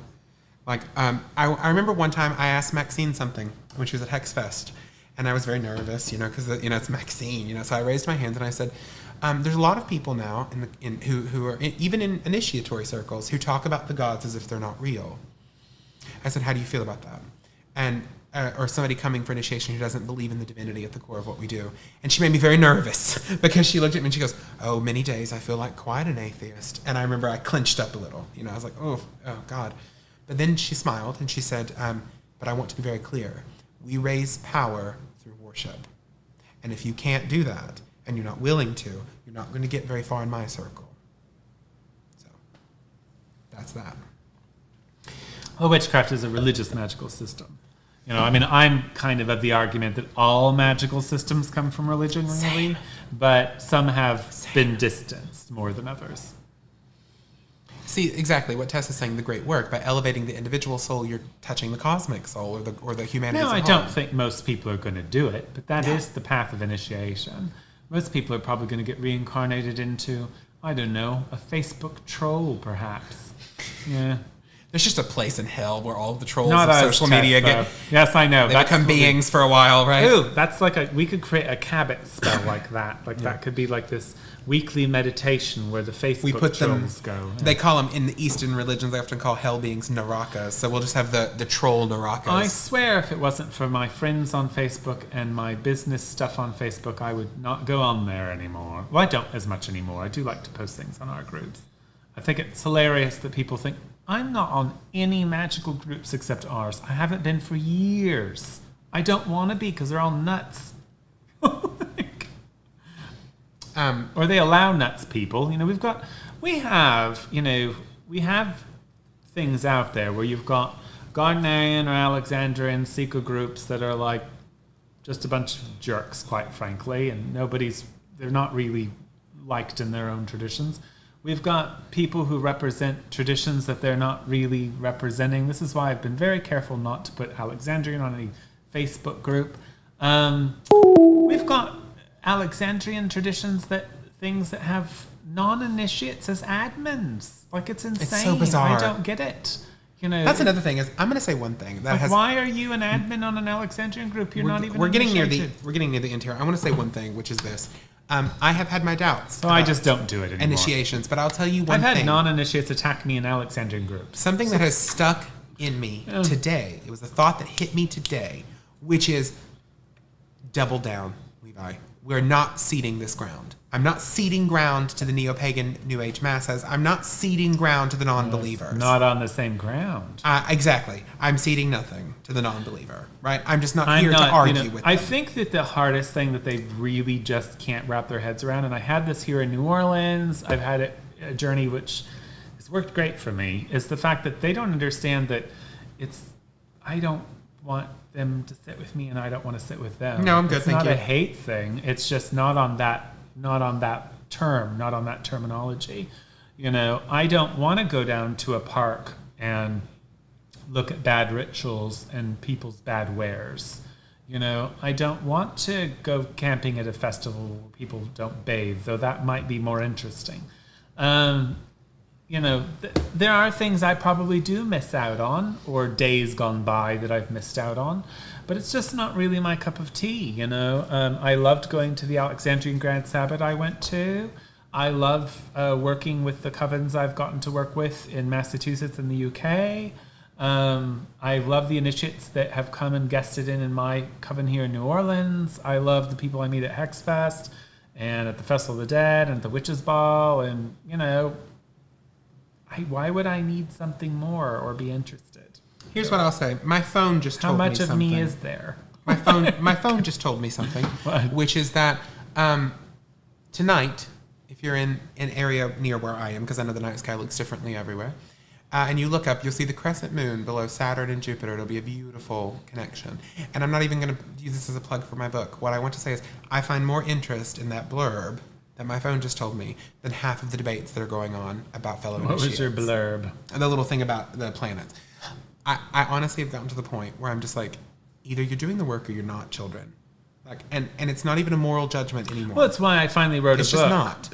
And did these videos, because I got really tired of, for a few years, I would do a lot of writing on the Facebook groups, British Traditional Witchcraft, the New Orleans Coven. I keep it for Coven stuff, like if we're having soirees or something, that's really why. Or if I want to specifically educate. But really, it's the videos where we're having the education, because I don't want to have a debate. I'm putting myself out there so that people who are interested can look at my opinions or Levi's opinions, digest them, do what they want with them, whether it's they go read other books or check it out the window or ask further questions.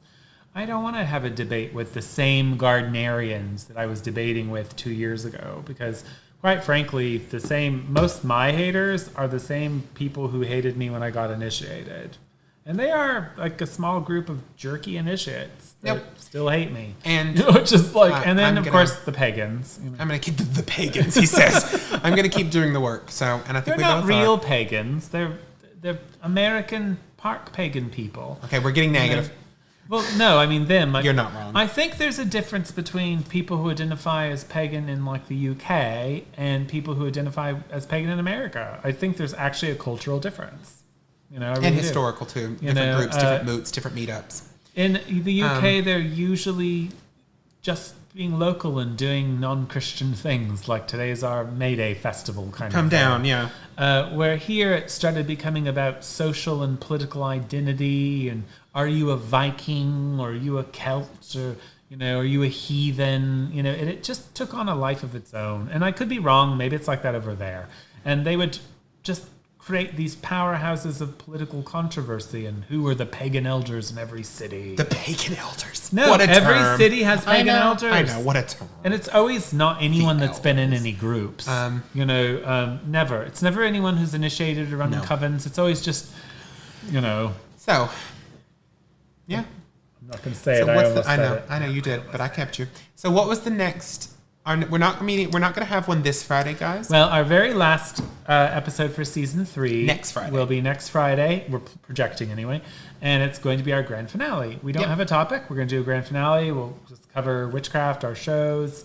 Maybe have a special surprise. We'll see what happens. Surprise. Maybe not. Maybe the surprise is there's no surprise. I keep trying to get Levi to do a naked episode with me. Never. It would just be like the waist up. No, absolutely not. He won't do it. Absolutely not.